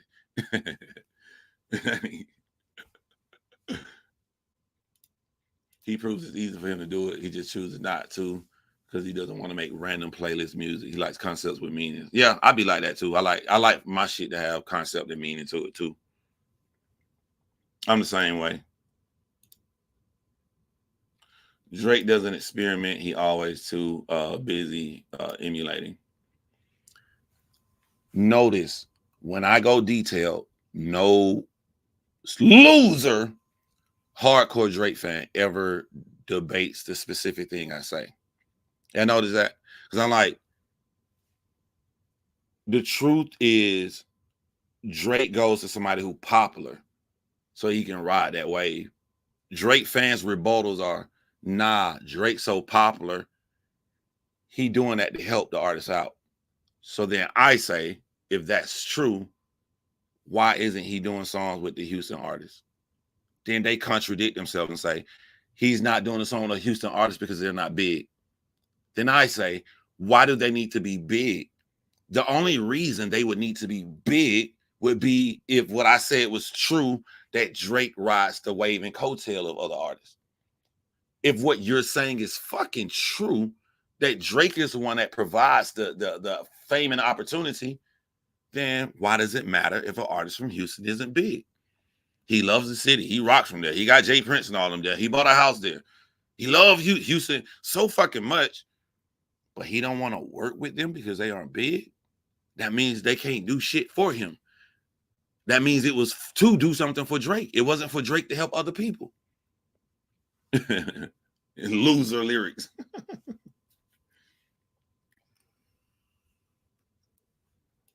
They've been in my last 2 lives crashing out. Okay. Oh, you a YouTuber?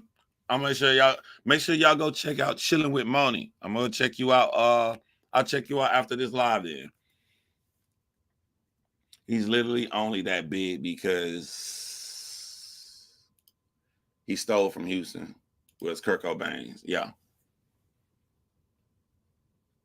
All the people who take up for Drake seem to want to keep something that he can do something for him. When the game came out, he took up for Drake. He said, yeah, Drake be giving my kids concert tickets and shit. I mean, I get it. You seem like a cool ass motherfucking dad. You be like, I can just get you some Drake tickets to a younger, people, the game's children age. I get it. But it's because Drake can do something for him.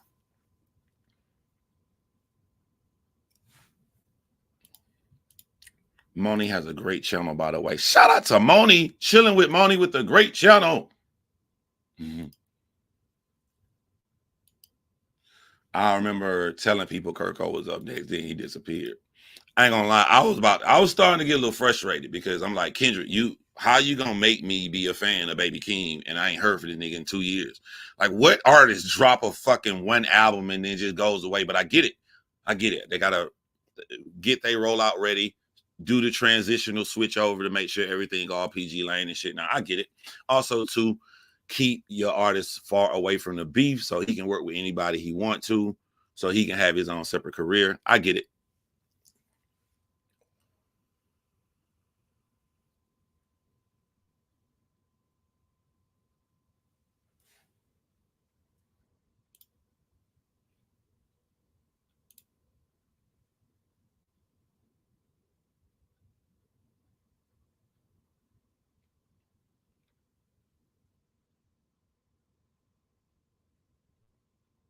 I'm being nosy, y'all. Don't mind me. I'm being nosy. What am I doing right now, y'all?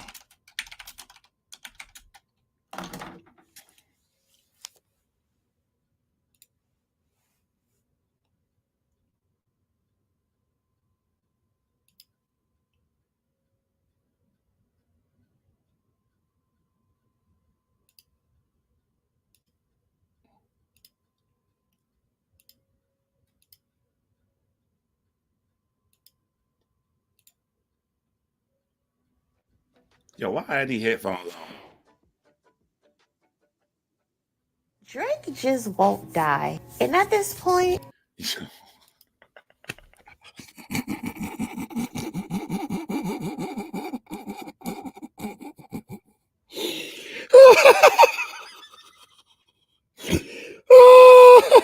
Oh my God.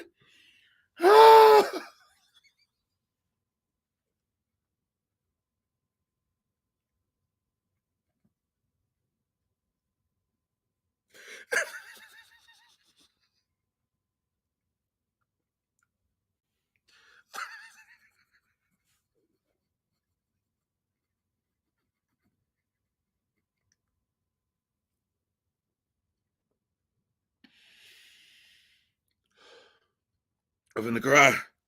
I'm in the cry.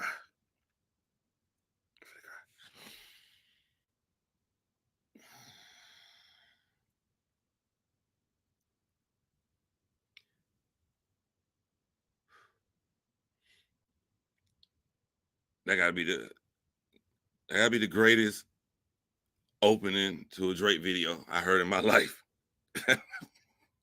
Yo, this motherfucking Moni wrote this shit, bro. My next Drake video. Where do I start it off with? Hey, yo, he just won't die. That's her first line. Ah, oh my God. All right, I'm not rewinding back. I'm gonna cry. I gotta. I normally go back after I talk. I can't. I'm not going back. I can't. I'm gonna go back. If I have a bad day, let me say this, motherfucker. If I have a bad day,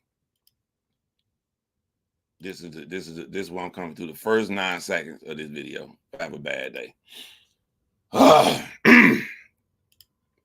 He is that annoying gnat that's stuck into your house on a hot summer day and refuses to leave. So Drake. Yo, check this out, bro. Oh, some serious shit. This is proof of what I be saying. Like Drake, strongest connection coming on. Drake appearance is what he appeared to be, was the guy that was friends with all the beautiful women. They went fucking him. He wasn't good enough to date, but he was a friend. And from that, he could connect with women and he could write great songs. Hair tied, chilling with no makeup on. That's when you're the prettiest. I hope that you don't take it wrong. He was that dude. When Drake made the voluntary decision to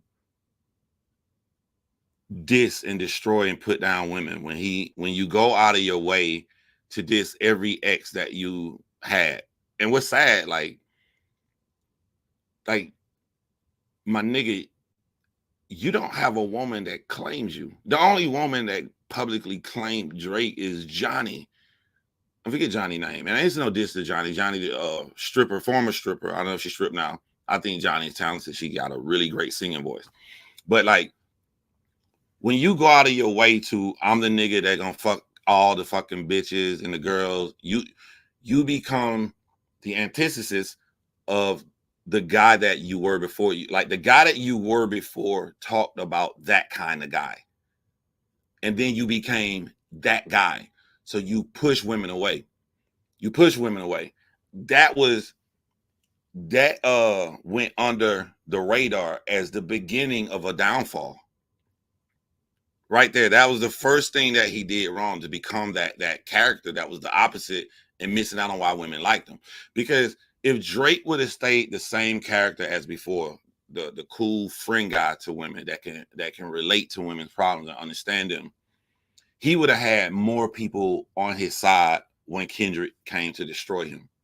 He also had Kendrick had less to work with. But when I tell y'all this how women feel about Drake now, you're listening to a fucking woman. You're listening to a fucking woman talk. Like, I don't be lying when I be talking like that. That's what really fucked him up. He should have never done that. He should have never wanted to be that guy, that kind of guy. Drake took to his Instagram account to repost a video of NBA legend Rasheed Wallace stating, "We will win game 2." Wherever headliners, column 1 or 2, we will win game 2. Backing off. We will win game 2. So not only is Drake finally admitting defeat, he is admitting he wants to go a round 2 with Kendrick. Hey fam, that's a funny comment, Eli, but Johnny a bad motherfucker. Johnny a fine motherfucker. Lamar, and I just have to ask, does this man have a kink for getting slaughtered?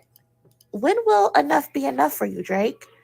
Do you really want to go another round with Kendrick Lamar? Like, is this why you keep harassing us with new music? Did UMG tell you that you can't go around 2 with Kendrick Lamar unless you give them other types of music in between? You've given us 14 songs in the span of 2 or 3 months, and none of them have stuck. So now you want to battle again? You don't have any good people in your corner. I don't think you do. Fact. I don't think you have any people that love you and who feel that they can tell you the truth. No one's in Drake's corner is advising him to take a step back, reevaluate where his career is heading, and relax. Because he keeps putting out all of this old footage, all of this old music, and is low-key starting to look like a memorial, like a homage to a person who's no longer here, or a person who fallen on hard times. That's what all of this has started to look like. But you know what? Kendrick, get in the booth and make his day. He clearly has a death wish, and he thinks he can take you in game 2. And I know you're not going to take this, Kendrick Lamar. I know you're not going to. So get in the booth. Now, cousins, let me know your thoughts down in the comment section below. Should Kendrick even respond if Drake decides to respond? Because it seems like he's gearing up for a round 2. Or should Kendrick just ignore him? Let me know your thoughts down in the comments. Please like the video. We're trying to get this video to 100 likes. Hey, y'all make sure that y'all go over and check out her video. You know, if I play somebody's shit on here, I don't like taking away a view from nobody. So make sure y'all go view it and thumbs up that video. And shout out to Moni. And if you ever want to do a video together, let me know, Moni.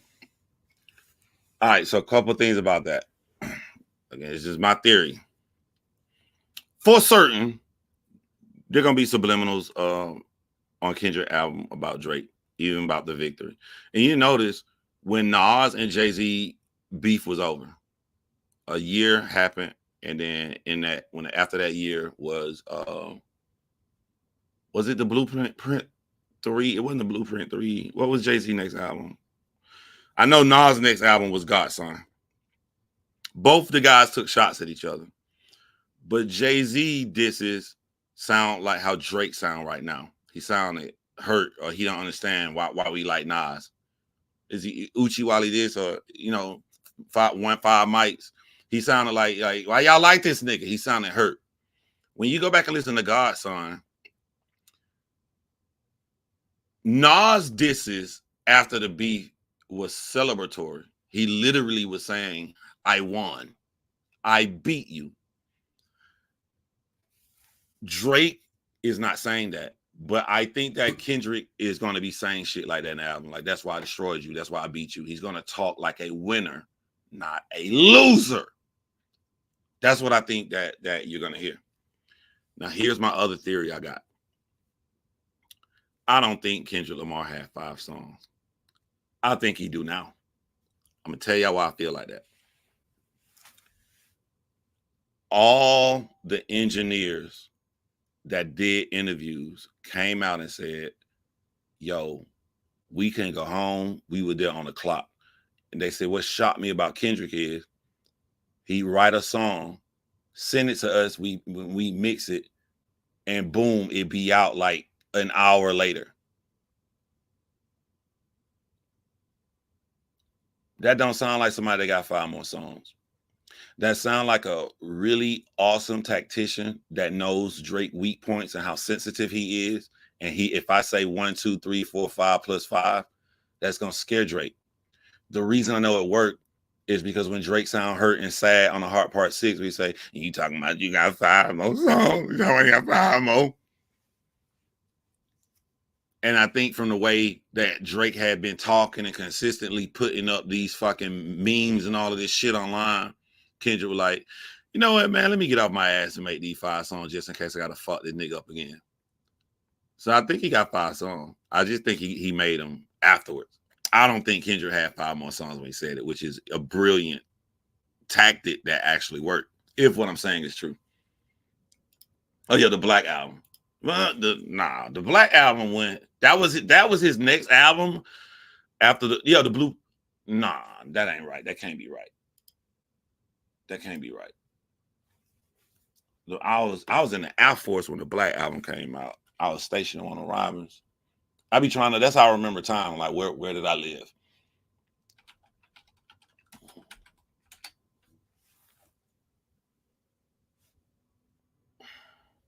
Fuck, you ain't gonna have the albums in order. Jay-Z 54 years old. Let's say he aged him. Cool.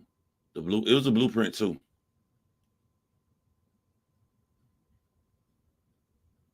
Yeah.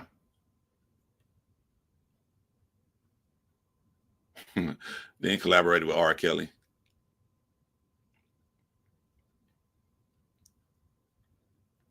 Okay, yeah, the Blueprint 2 came because I was like, the reason that was important to me because I don't remember the album after the beef with Nas, the next album he dropped being one of his greatest albums, and the Black Album is one of his greatest albums. Yo, if the Black Album would have came out after the Nas beef, I'd have been like, wow. I would have still said he lost, but he would have got way more kudos from me. Like, but nah, it was a Blueprint 2, which was an okay album. And the actual Nas diss on that album is a good fucking diss. That's what I'm trying to teach these young motherfuckers how beef work. A motherfucker came in my comment section on my last video and said, I'm a dummy because I think the beef over with. You're the dummy because you don't understand hip hop. Nas and Jay-Z beef in history, as it's looked at, is the takeover versus Ether. But that's not the reality. The reality is Nas dissed Jay-Z in a song before that. When he called him the dancing version of Cisco, whatever song that was, he did on a mixtape. And then Jay-Z, Is That Your Kiss, the Memphis Bleak song. They secretly talking about fucking Nas, baby mama. And then you got Super Ugly. Then you got Nas dissing the shit out of Jay-Z on Godson. And then you got the diss song from Jay-Z on Volume 2. That's a lot of more music. But you don't understand hip-hop. Through all that shit I just said, it is looked at Ether versus Takeover.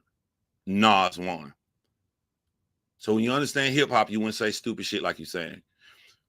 So this means even if Drake were to drop an entire album, and on that album, he got a song dissing Kendrick Lamar in all three verses, history is going to exclude that song as a part of the Drake versus Kendrick beef. When Kendrick come out here and he start dissing Drake on his next album, cool, we're gonna like it, talk about it. But history is going to exclude all that shit. The history, I promise y'all, 20 years from now, history is gonna say Push-Ups, Family Matters, Meet the Grams, Not Like Us. And we know that there were more songs. We know that there were more disses. That's how history, I'm telling you now, that's how history gonna look at this shit. That's how they're gonna look at it. So the big beef war we've been waiting for 10 years for these two niggas has gone, and it already happened. Everything is just the smokes and the what do you call it? The after effects from the beef. Yeah. Oh yeah. Euphoria. You know what? I don't think history gonna exclude none of them three. History may exclude 616 in LA, just like people don't play Super Ugly. People don't talk about Super Ugly. People don't play Jay-Z's brilliant diss of Nas on the Blueprint 2. What's the name of that song, y'all? History don't play that shit. And it's a great song he made, this and Nas. And what he was saying about Nas was true. This is the power of being loved. The power. Somebody tell me the name of that song so I can go get the lyrics and put the lyrics on the screen. Nah, not Takeover. Takeover count. Takeover count. I'm talking about on the Blueprint 2, his second diss song.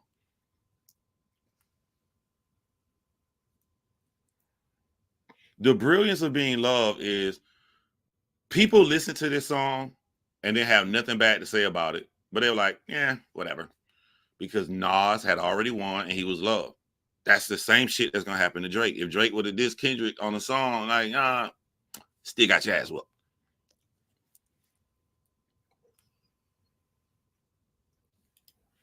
Let me see some shit here.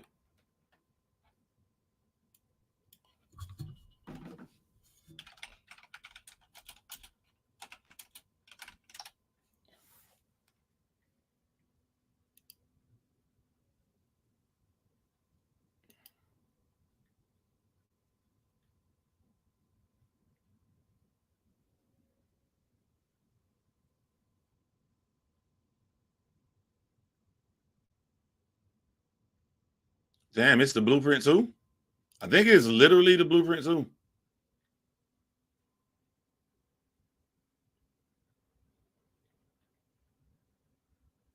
Oh my God, y'all. Oh my God, is Drake biting Jay-Z? Oh my God, I may have just stumbled across some shit right here, bro. Oh, y'all tell me. Now, hold on. Before I show y'all this, I want y'all to really remember No Face and what Drake was saying in No Face. Now, look what Jay-Z saying in the Blueprint 2. This is the song he made after the Nas beef.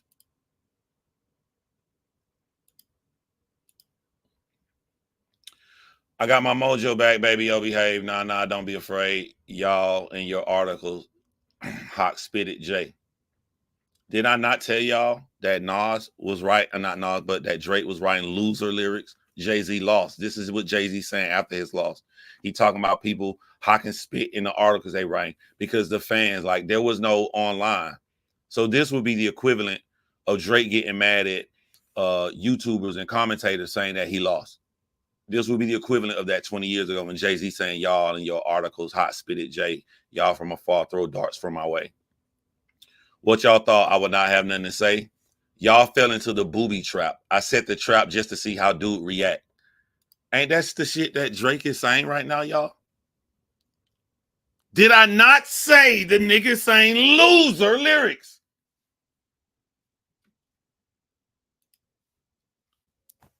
This nigga want to be Jay-Z so bad.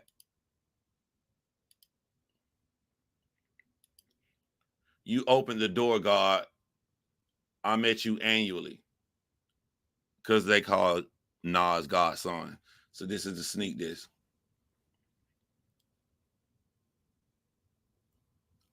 I'm sorry, Miss Rosie Perez. I call a spade a spade. It just is what it is, but you can't give credit to anything dude says. Same dude to give you ice and you owe him some head. Shorty, it's time to wake up the dead. You sound a little naive in them articles I read. I guess Jay is mad about somebody writing articles about saying Nas won. The same way Drake is mad at Elliot Wilson. Yo, this shit is crazy, bro. This shit. I wonder. I wonder was Drake sitting along at home listening to the Blueprint 2 before he started writing these new songs, bro. Bruh, like this nigga biting Jay whole shit after Jay lost to Nas. Why would you bite the loser? I don't understand this nigga, man. Nigga, why don't you go listen to some Nas? Nas won, bruh.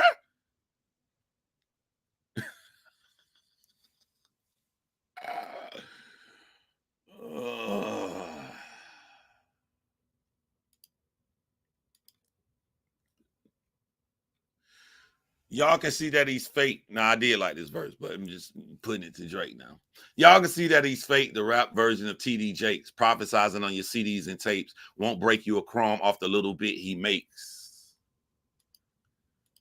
And he won't go back to the hood and plant no money trees. Drake, did I stumble upon some shit? Did you lock yourself in the room listening to Jay-Z before you got into your little battle with Kendrick Lamar?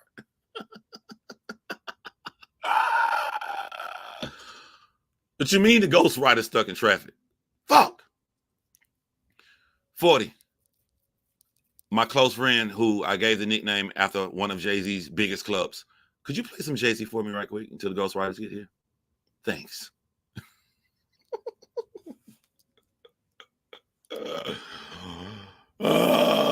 And this is with whom you want to place your faith. I put dollars on mine as Columbine.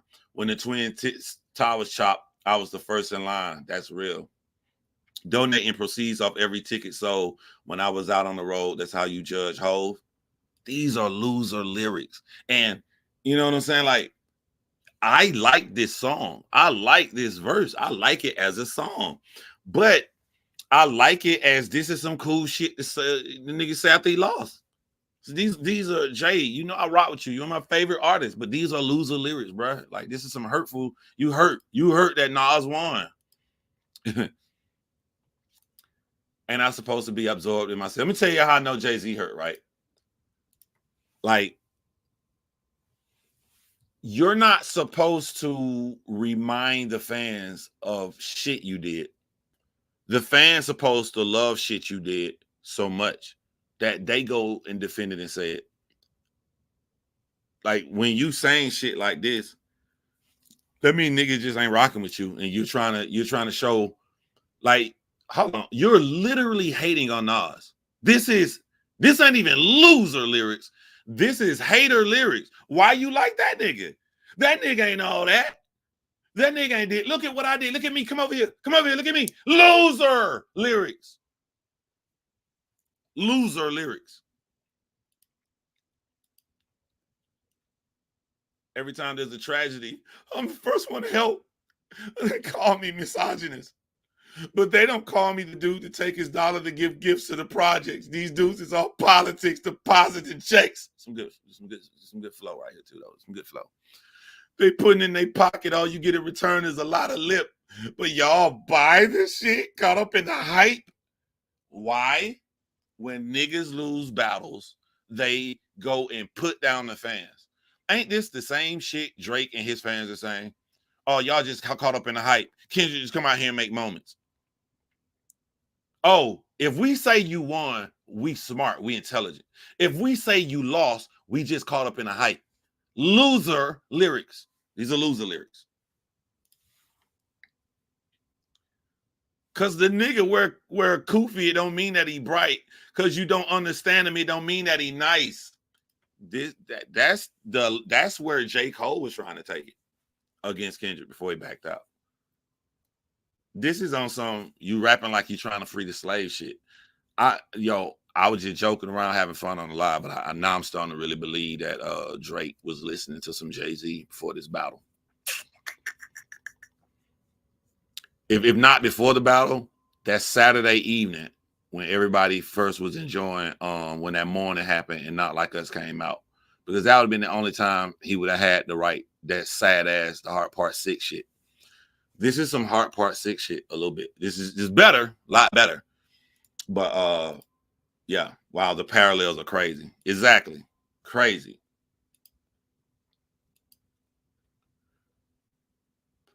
Because you don't understand him, it don't mean that he's nice. It just means you don't understand all the bullshit that he writes. Is it Uchi Wally Wally, or is it One Mic? Is it Black Girl Lost, or Shorty Owe You for Ice? I've been real all my life. They confuse it with conceit. Since I will not lose, they try to help him cheat. Since I will not lose, they try to help him cheat. People aren't really buying Kendrick Lamar shit. Kendrick got bots. The parallels are fucking crazy. The parallels are fucking crazy. Damn. This is the longest funeral I've been to.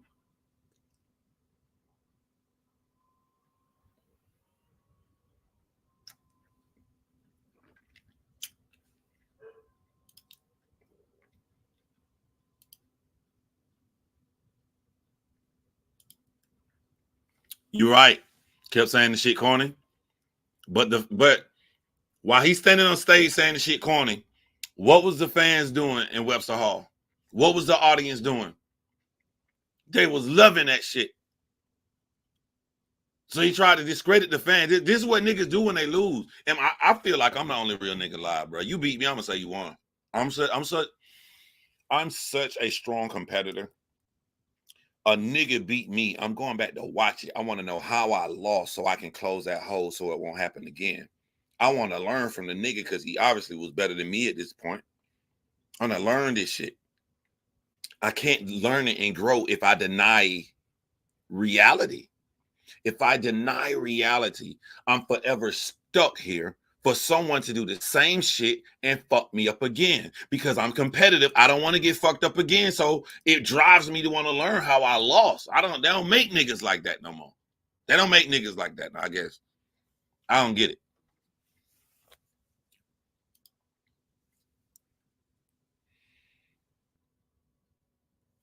How was the Heart Part 6 not bad? I'm gonna tell you some subtle shit because everybody and their mama then made a trillion videos about the Heart Part 6, breaking down the contradictions and all that. But I'm gonna go just something just very, very subtle. It's Drake's tone, bro. That ain't the tone you have after the entire world is going crazy that a nigga just dropped a massive hit after destroying your fucking soul the night before. That ain't that's a loser tone. Now, there are a lot of problems in the lyrics of the Heart Part 6, but I'm saying even if the Heart Part 6 was awesome, there was no contradiction, there were no stupid ass lines, there's no I'm too famous to be a predator. Even if none of that existed, bro, that's a winner's tone. That's somebody clueless to reality. You are extremely clueless to reality to talk at the end of a song and be like, and he definitely got this bitch something to fuck up, you know. And then you're gonna talk about you got 5 more. That's loser. How is that not loser? At least Jay-Z got a great tone in here. Jay-Z, is he like Jay-Z rapping? I can't like, that was one of my biggest surprise videos. Bruh, I didn't even put on my good camera work or none of that shit. I just pulled out my phone, ran back here, talked for 5 minutes about the Heart Part 6, and got 200,000 views. I was like, damn. I think all those views happened because I did the video so fast after the song dropped, and since I did it from my phone, it uploaded quickly, and I was the first person. I was literally the first person on earth to put out publicly that it sounds like Drake went and heard the fans say he set Kendrick up, and he used what the fans said. He didn't really set him up because he would come out with proof. I think that's what took that up. But like, yeah, I was not impressed.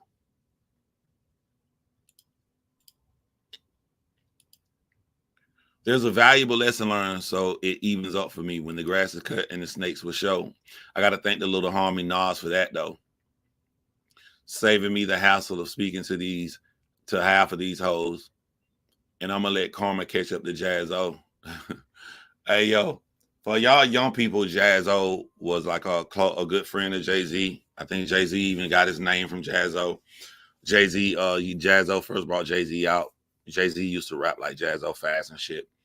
But like, I want y'all to look at the mind state that Jay-Z is in right here. He feel like the world is against him, and he calling out people. He's saying that Nas showed him the people that turn on him. He got to thank Nas for that. Go back and think about the lyrics to Drake's song No Face. Didn't Drake say somewhere in No Face about how he's glad that he got to see who his real fucking friends are, or the niggas that's shining and hating on him? Didn't Drake say that?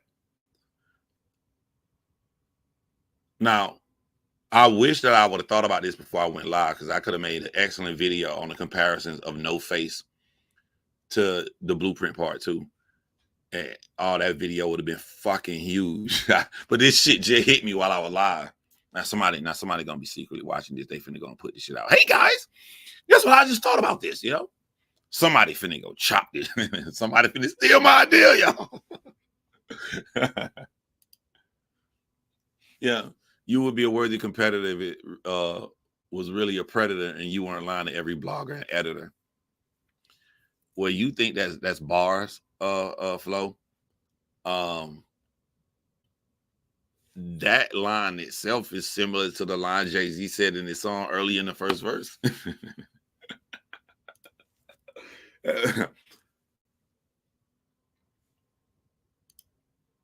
Listen to this. The more you read these lyrics from Jay, the more I believe Drake was shadowing how Jay-Z handled it.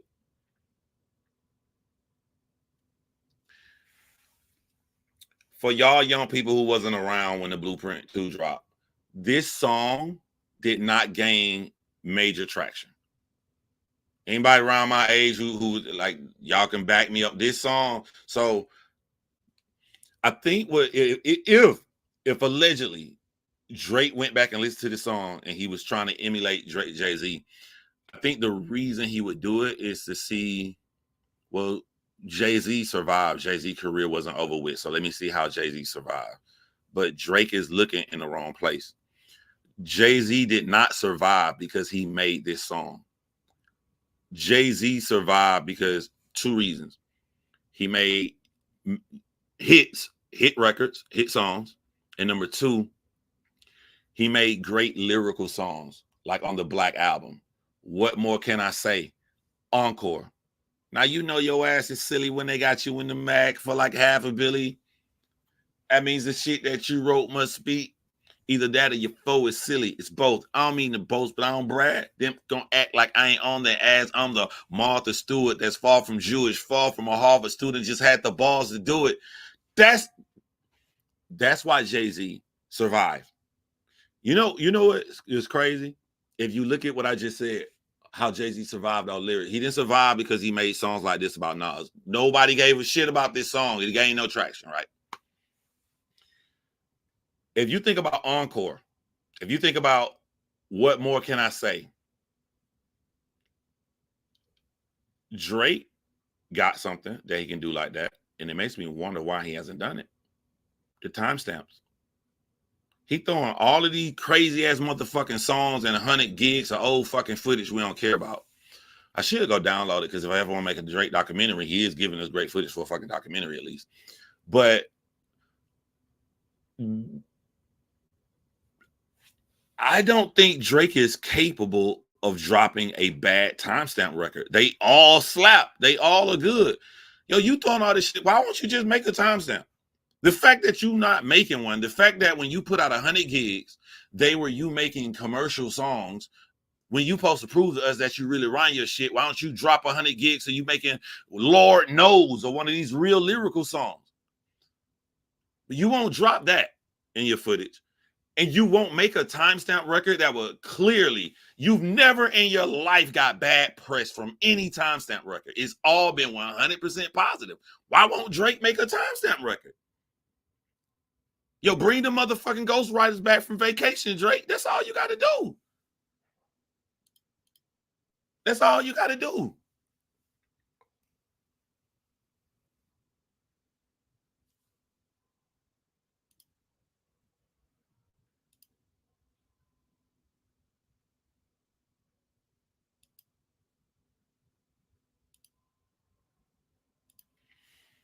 So my boy Flow Easy is trying to show that the Heart Part 6 is a good song.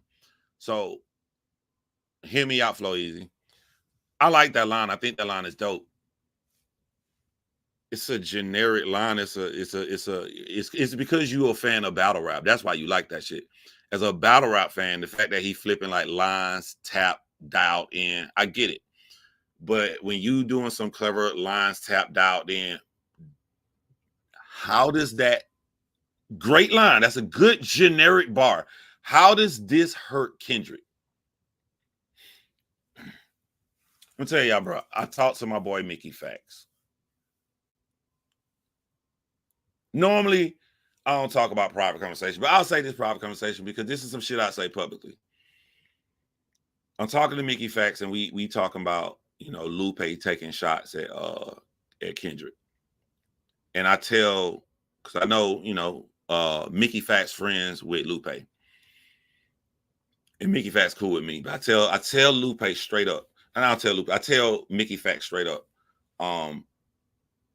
Kendrick will easily beat Lupe in a battle, and he's gonna beat him for two reasons. He's gonna beat him, number one, because Lupe is a better rapper than Kendrick Lamar. He like, what you mean?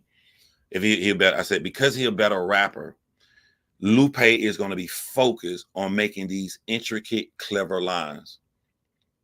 When Kendrick make a song about Lupe, he's gonna say direct, hard-hitting shit. When you are a better lyricist and you don't respect your opponent, you're going to try to out-rap them. And that's when they get frustrated. It's the same shit that how Hitman Holly used to make people mad. My bars are way more clever. How the Hitman won? Because Hitman has an understanding of the audience and what the audience like. So you're going to have these clever shit where he picking up the bullets and putting them back in the gun. And the artists who rap better than Hitman don't understand how they lost. Kendrick Lamar, and I'm gonna come back what you're saying. You said that this is a hotline, Flow Easy, that Drake said, right? Drake said the Pulitzer Prize winner is definitely spiraling. I got y'all lines tapped. I swear I'm dialed in. Fire. You know what Kendrick Lamar said? Say, Drake, what gets played more? This line or people walking around America saying, say, Drake, I hear you like I'm young. You better never go to cell block 1. Really clever lyricists that are too lyrical for their own good, they lack the understanding of how to hurt someone because they're trying to rap. Kendrick was not trying to rap. The only time I saw Kendrick trying to rap would have been the beginning of 616 LA. Kendrick was trying to hurt Drake. And I think that's a fundamental point that a lot of Drake fans miss.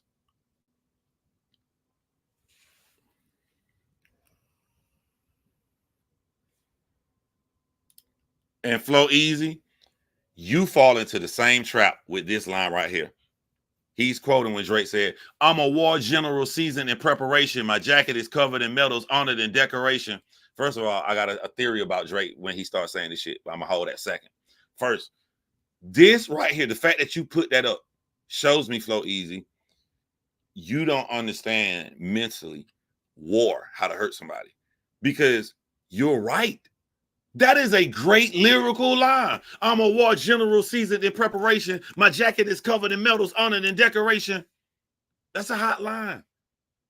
The fuck that got to do with Kendrick? That line took out 50% of the population listening. Because don't no woman give a fuck about that line. So he done lost 50% right there. Where in this lyrical hotline is Kendrick Lamar hurt? That's what I'm saying, y'all. Maybe you got to be a fucking demon to really get it. I'm a demon. You know, my shit ain't spared. I'm hurting your motherfucking ass every line. I ain't saying shit like that. Even though it's a great lyrical line. Now, here's my theory. I can't prove it. Because Drake does this in a lot of songs. If you go back and you type in the beginning of the Heart Part 6, when he's at preparation, decoration, automation song lines, because Drake has been found to have people to ghostwrite his verses for him, my theory is Drake the type of nigga to open up a web page of similes. Drake the type of fake ass nigga to type in the word preparation and they give him every word that rhyme with preparation. And he just sit there and look at the page and start writing his lyrics from it. I can't prove it. I can't prove it. But that's what I hear. Every time I hear the Heart Part 6, that nigga got that goddamn thesaurus ready, boy. This nigga got ghostwriters and a thesaurus. like that ass, bro. Like, hold on. Tell me my theory. I can't prove I'm right, but tell me my theory ain't sound.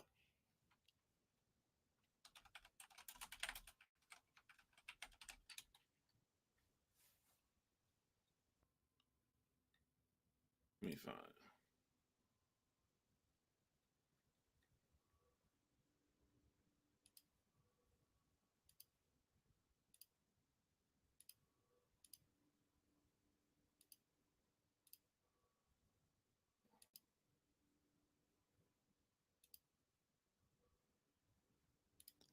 I believe this how Drake write his lyrics.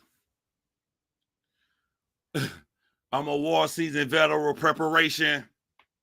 I don't need nobody around me for massive persuasions. He talked about what Kendrick Lamar? He said I became the beard. I told him I'd get him when unshaven. I made Kendrick run away. That's mass evasion. I used to take trips running around the Malaysians. I think.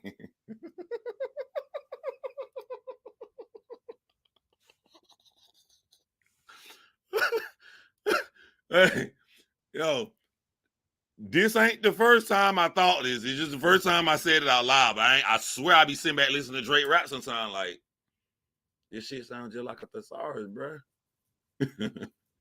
I'm dead ass serious, man. Look, you can't prove none of this. I ain't saying prove. I'm saying it don't sound like it. It don't sound like it. Hold on, my nigga. Let's pull up the Heart Part 6. Let's keep this open and pull up the Heart Part 6.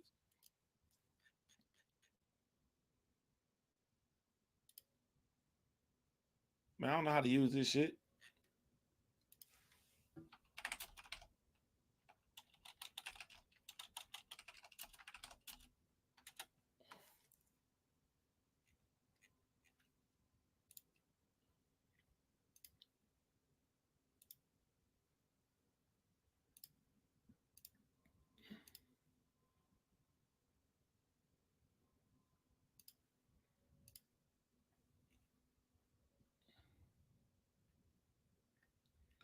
My jacket is covered in medals, honor, and decoration.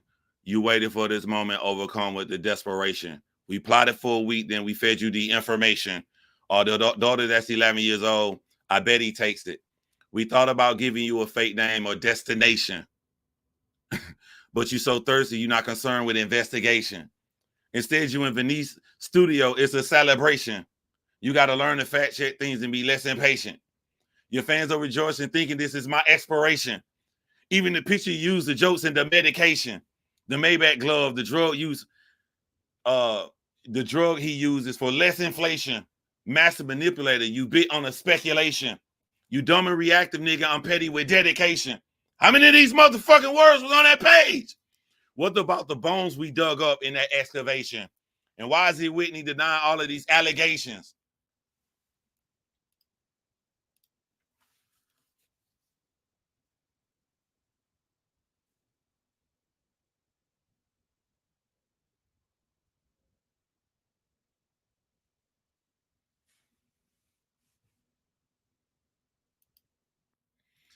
Bro, if I done sat on a live and broke the code, I mean, if you a Drake fan, the one thing you can't say is he'll never do something like that. What do you mean?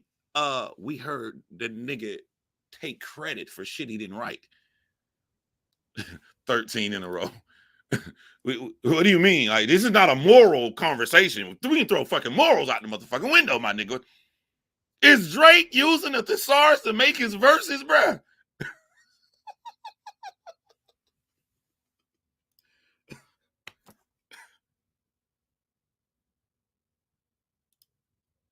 That's what I do. That's what I do. I figure shit out. Is this? He did the same thing on 8 a.m. in Charlotte. Oh my God. Yo, my motherfucking God. And this a timestamp one? Drake. I was gonna say don't let me down, but I'm not a fan. Drake. I better not see this shit in Charlotte. I better not see this shit. Drake, you better be lucky I'm not a popular goddamn YouTuber. Boy, if I was somebody big and doing this shit like this right now, this shit gonna be all over every goddamn where.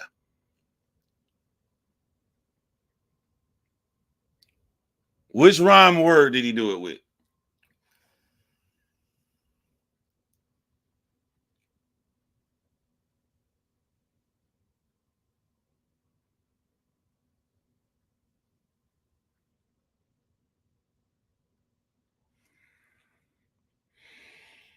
I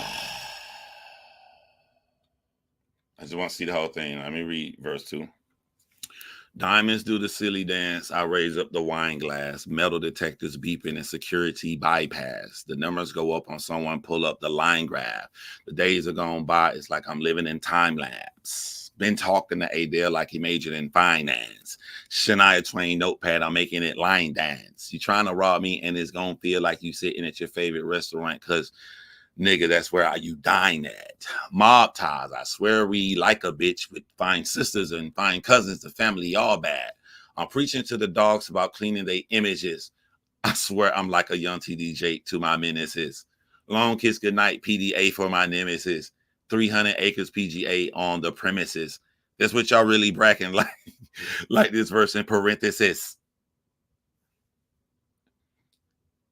It's the fact that it's the fact that he would have had to say, I don't remember this song. He would have had to say parenthesis. Yeah, he couldn't have said parentheses. This is some motherfucking sorry shit. I'm giving hit to niggas on some. Don't even mention it. I don't know a nigga that ever say parenthesis in a song, bro. Is that how he said it?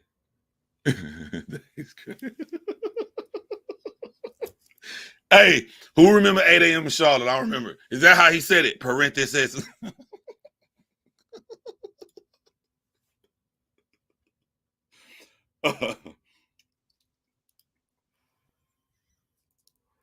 He beat Drake. Jay. I swear I'm like a young TD Jake to my menaces. Let's see, can I do it? Let's see, can I do it? Images, menaces, nemesis, premises, parenthesis. Drake, you're a habitual thesaurus biter, bro. You're a habitual thesaurus biter.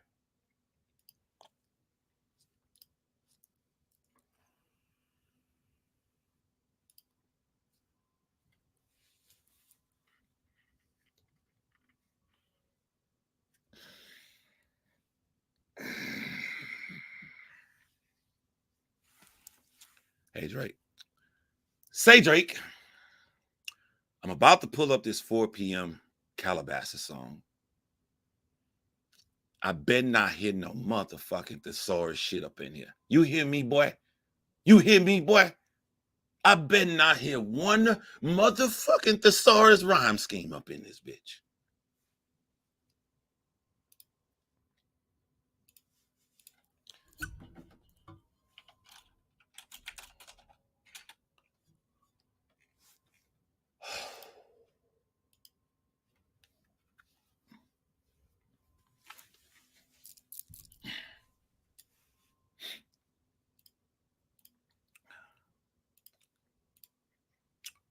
Here we go.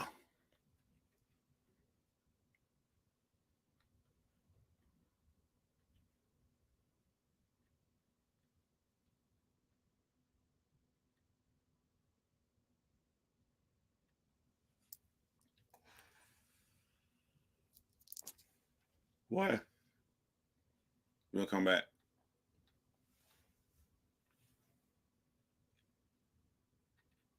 I don't know. Probably a possible one. Let's go back and read this Ferrari shit. Let's go back and check out the Ferrari. Green, white, and red on my body because I'm dipped in Ferrari. All she want to do is get hot and listen to party. She complained. I tell the driver to drop her off at Barney's. My summer diet is just rosé and calamari. Look, now you got me started. I'm a black sheep. Rest in peace to Chris Farley. I got a lot to lose because in every situation, I'm the bigger artist. Nah, maybe a little bit. I don't know. I don't think that's one is hard. All you self-promoters are janky. We established like the Yankees. This whole fucking game is thankless. We moving militant, but somehow you the one tanking. No limit to where I can take it. And you know me as Chris Bottle Sindler. Check the picker up. I thought we looked out for one another. I'm gonna say no. I'm gonna say no. Maybe, you know what I'm saying? Maybe he was in his bag, but he kind of like got stuck. He got stuck and just pulled it out. Like, let me just do, Ferrari is a different word. Let me just make sure I got my Ferrari right. What's the name of that shit? I don't even know. Let me check out Rhyme Zone. Let me just do a couple of little rhyme. I ain't gonna rhyme zone it. I'm gonna call the nigga Rhyme Zone Drake. That's your new nickname, Rhyme Zone Drake. Is that the site? Let me see.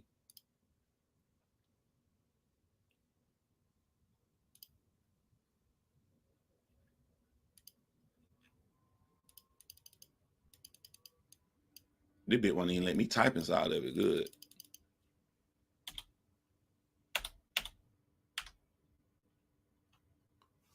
I can't even type in it bit, boy. This bit. Drake got a lock on the goddamn site. Look. This nigga is watching my live. Drake, why I can't type? Oh, there you go.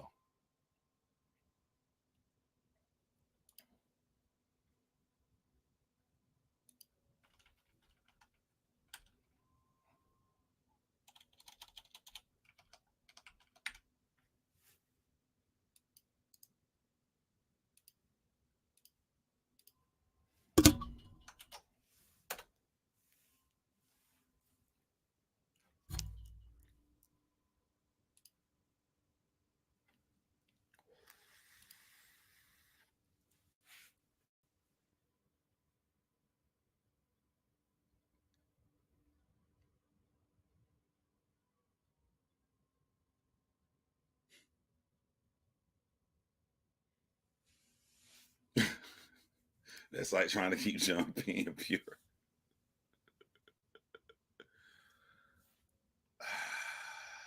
Like I said, there's no way to factually prove it unless the nigga pull out his phone and go to it and it just show all the previous words.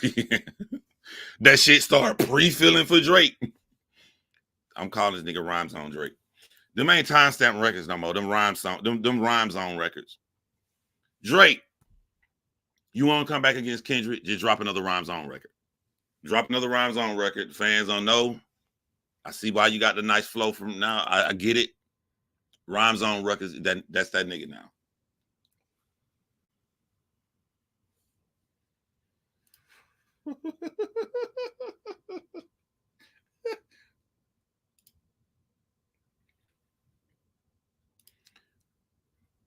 Photosynthesis. I forgot photosynthesis. You gotta do one with Charlie Clip round. Charlie Clip do this? If I find out a motherfucking battle rapper uses the thesaurus, I'm out.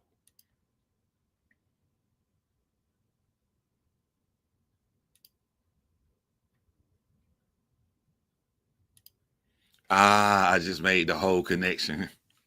Wait a minute.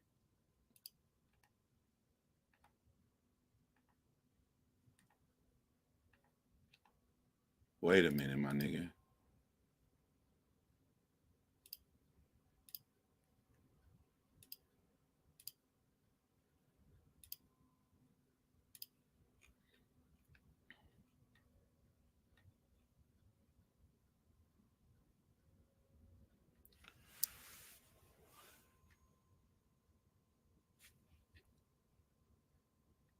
The Epstein angle was the shit I expected. TikTok videos you collected and dissected. Instead of being on some direct shit, you rather grab your pen and misdirect shit. My mom came over today. I was like, mother, wait a second. That's that one record where you got molested. Fuck me. I just made the whole connection. This about to get so depressing. This is trauma from your own confessions. This is when your father leave you home alone with no protection. So neglected. This nigga doubled down on the goddamn rhyme zone. Fuck. That nigga can wait for the end of the line. Oh, I gotta use both of these. I got a lot of they gave me a whole paragraph of words. This is when your father leave you home with no protection, so neglected. That nigga like, I'm flipping these bitches, boy. What's the next? What's next, rhyme song? That's why these pedophile raps and the shit you so obsessed with is so excessive. They acting like it's so aggressive, but you just never know affection. He can't stop this nigga. This nigga rhymes on hard. I don't want to diss you no more. This really got me second guessing. Touch My Body by Mariah Carey play. You probably started reflecting. Damn, Drake, stop, my nigga. Yo, you gonna keep going? I never been with no underage, but now I understand this is why this is the angle that you really mess with. Just for clarity, I feel disgusted. I'm too respected. If I was, this nigga won't stop. If I was fucking young girls, I promise I'd been arrested. I'm way too famous for this shit you just suggested, but that's not the lesson. Clearly, there's a deeper message. Deep cuts never healed, and now they got infected. I'm trying to make, he won't stop. He won't stop. Like if Dave really fucked your girl and got her pregnant, talk about breeding resentment. I'm not sure how to ease the sentiment.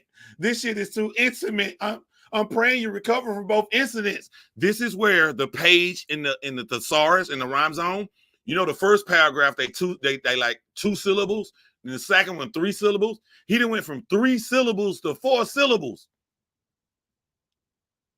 This nigga used all the words. This nigga used all the words and went to the next paragraph.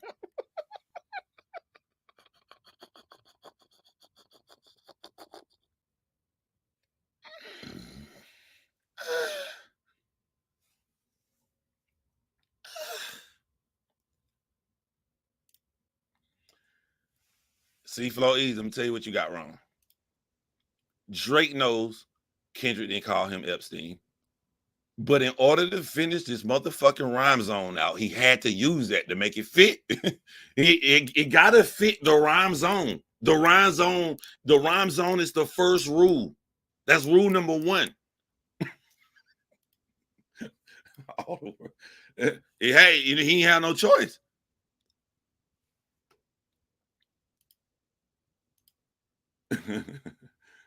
I swear I need Java and Drake and jump in line.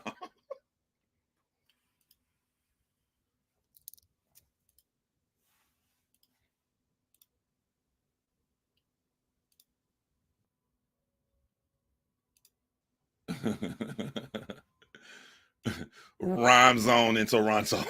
That's all of them now. Rhyme zone in Toronto. Thesaurus in Calabasas.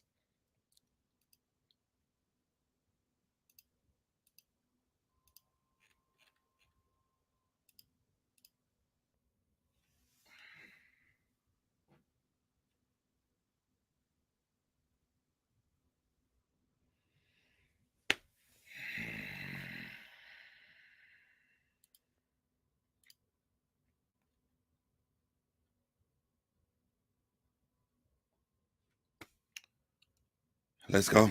Let's go ahead and finish this on out. You thought it was D flat. It was D major. 40. What's up, Drake? Put major in rhyme zone. Gotcha. What's next? I'll slit your throat with the razor and do Rick Ross air like that one flight from Malaysia. I'm your baby mama screen saver. I only fuck with Whitney's, not Millie Bobby Brown's. I never look twice at no teenager. I'm a fucking hit maker, dog, not a peacemaker. Yeah, the bullets that I'm stuffing in each chamber, your ass in extreme danger. Stop buying views and bot comments. You may as well keep the paper. Shit, you about to need a later? You about to need for later? I give a fuck about your streaming data. I ain't gonna say that. You could drop 100 more records. I'll see you later. 40. What's next? Maker. Okay. Yeah, maybe when you get to meet your maker. 40. Nature. Okay. I don't want to fight with a woman beater. It feeds your nature. Savior. If you still bumping R. Kelly, you could thank the Savior. Said if they deleted his music, then your music is good too. A hypocrite. I don't understand why these people praise you. So I don't like you saying him commissary. 40. Paper. When you need some paper. 40. Labor. Album dropping soon. No wonder you could turn to a clout chaser instead of doing hard labor. 40. I need 4 more lines. I don't know, Drake. It's kind of different. It don't really go with labor. It's just what? There's no more 2-word syllables, Drake. What's the next word? Fantasia. Nigga, I'll see you when I see you like Fantasia.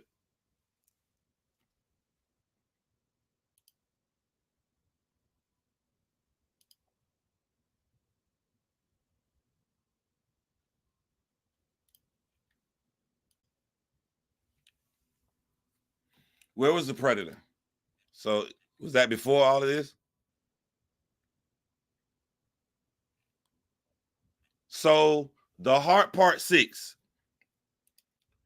The Heart Part 6 is 2 or 3 rhyme zone thesaurus words. The Heart Part 6 is desperation. Literally. Pull out the thesaurus for desperation. Molested. Pull out the thesaurus for molested. And Malaysia. I'm going to call this song Desperate Molested Malaysia. From now on this channel, when we talk about the Kendrick Lamar beef and we talk about all the songs, Desperate Molested Malaysia is the last entry Drake put in on the Kendrick Lamar beef. The end monologue. Did this nigga pull out a thesaurus for the talking part? If I pull this shit up and this nigga pulled the thesaurus out when all he got to do is fucking talk. This nigga got a ghostwriter for talking.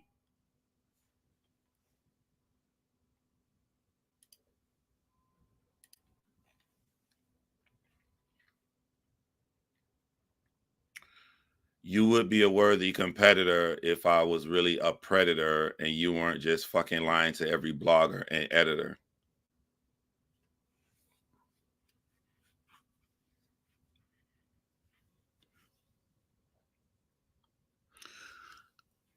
Desperate molested Malaysia predator.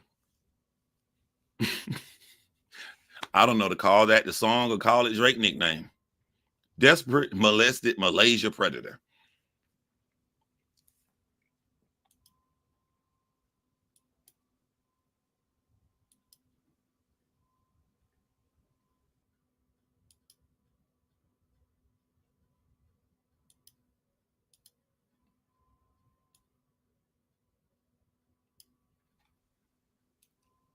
Damn, window floating around.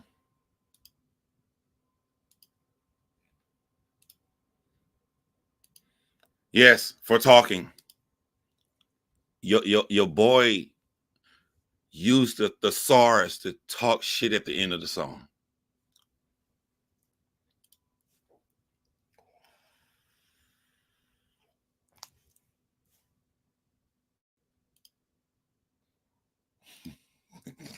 clean sneakers are engraver. He said that?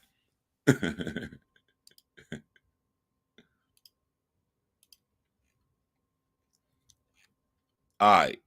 I'm going to do, let me see. I don't think so from my memory, but I only heard the song twice. Let me try some shit, y'all. Let me try some shit.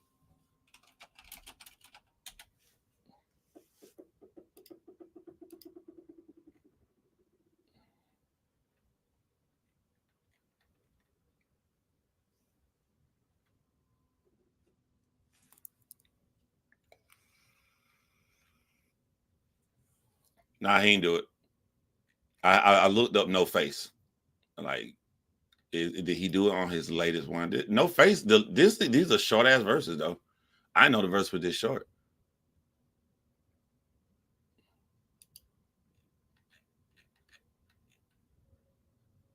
Yo, is this abbreviated one? The verse was really that short on that?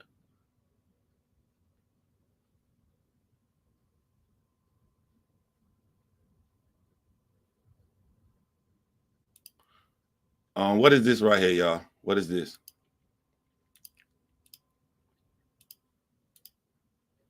Kendrick Lamar fans noticed he responded to Drake's No Face in advance. Yesterday, Drake proved to the world that he's not finished by unveiling 3 new tracks on his burner Instagram account. The first was a solo track called Circadian Rhythm, followed by Super Soul without Lil Yachty. Finally, he dropped No Face. Jabs of Kendrick on Circadian Rhythm, for example, Drake spits about dodging funeral dates. Some believe this could be a reference to Kendrick's Juneteenth Pop Out show in LA, which fans jokingly dubbed the funeral for Drake online. The title song was used in Kendrick's second Drake disc, 616 in LA.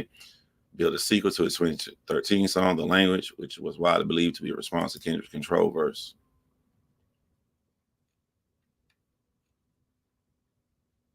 Obviously, Kendrick had it far back. Some say he did in advance. Drake's No Face lyrics on X last night.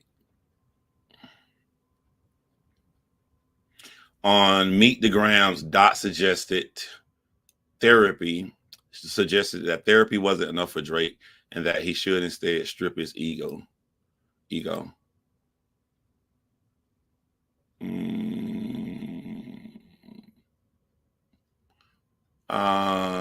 Nah, that's nothing to talk about. That's a dud. Yo, people still read articles now? I just get all my shit from YouTube.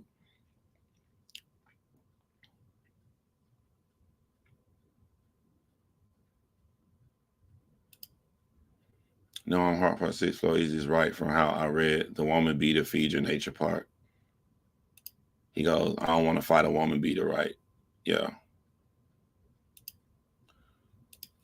All right, man. I have nothing to do. But let me get up and try to be productive. Hope you guys enjoy. One more thing, because I'm fucking petty.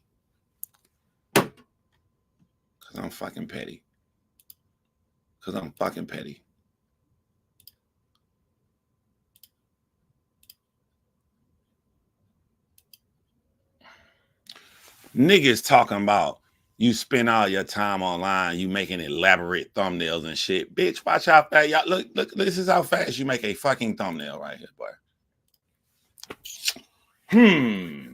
Drake round 2.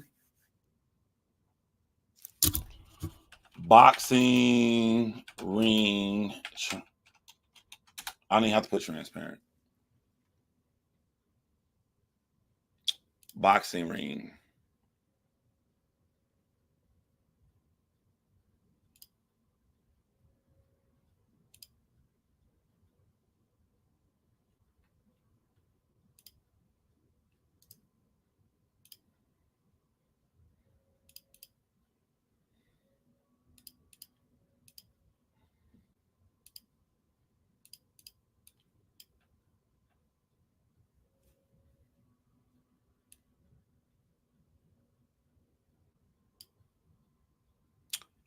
Drake.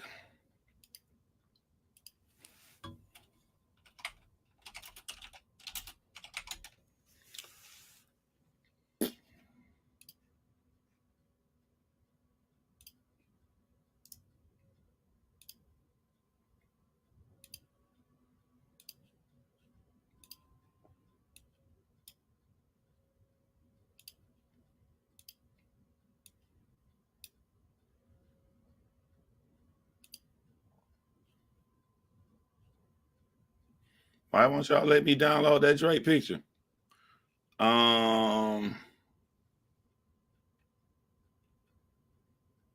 I hate when I be looking for photos of you because I be like,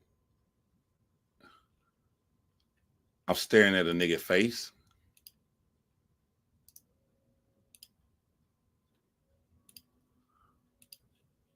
I feel weird staring at a nigga face.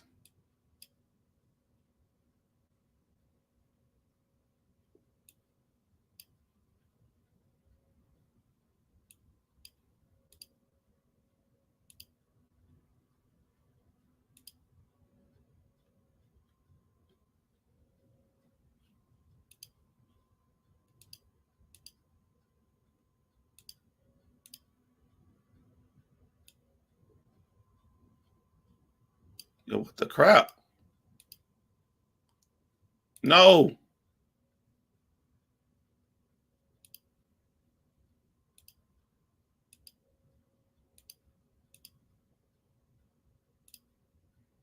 Oh, okay. I did it. I just didn't realize I did it.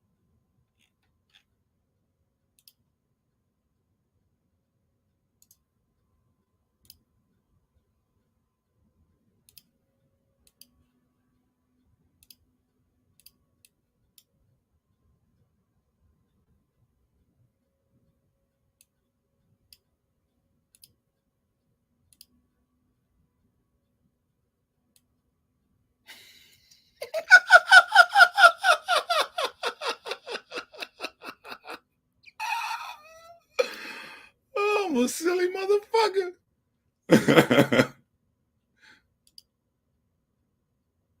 I'm gonna keep that right there.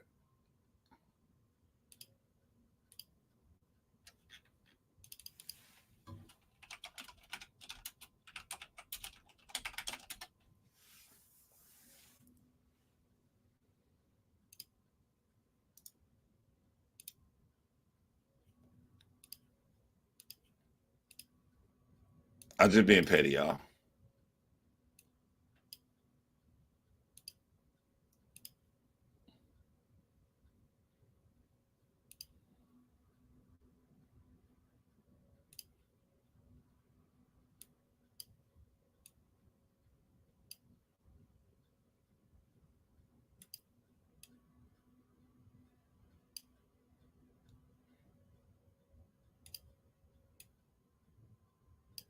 Video thumbnail. I've been silly. It's been a lot faster too. Boom. Shit don't take long to do stuff, bro.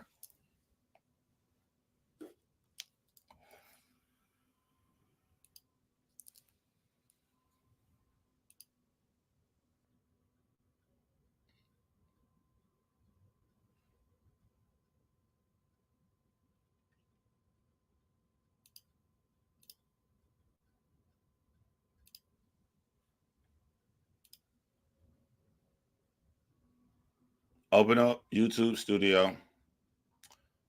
Go to thumbnail. Place thumbnail. Boom. Save video. Voila. All right, man. Shout out to Shay Harris in the building. You guys, hope you enjoyed the live. Try to keep it funny for y'all. Hope y'all enjoy y'all day, y'all week. Hold it down. I signed.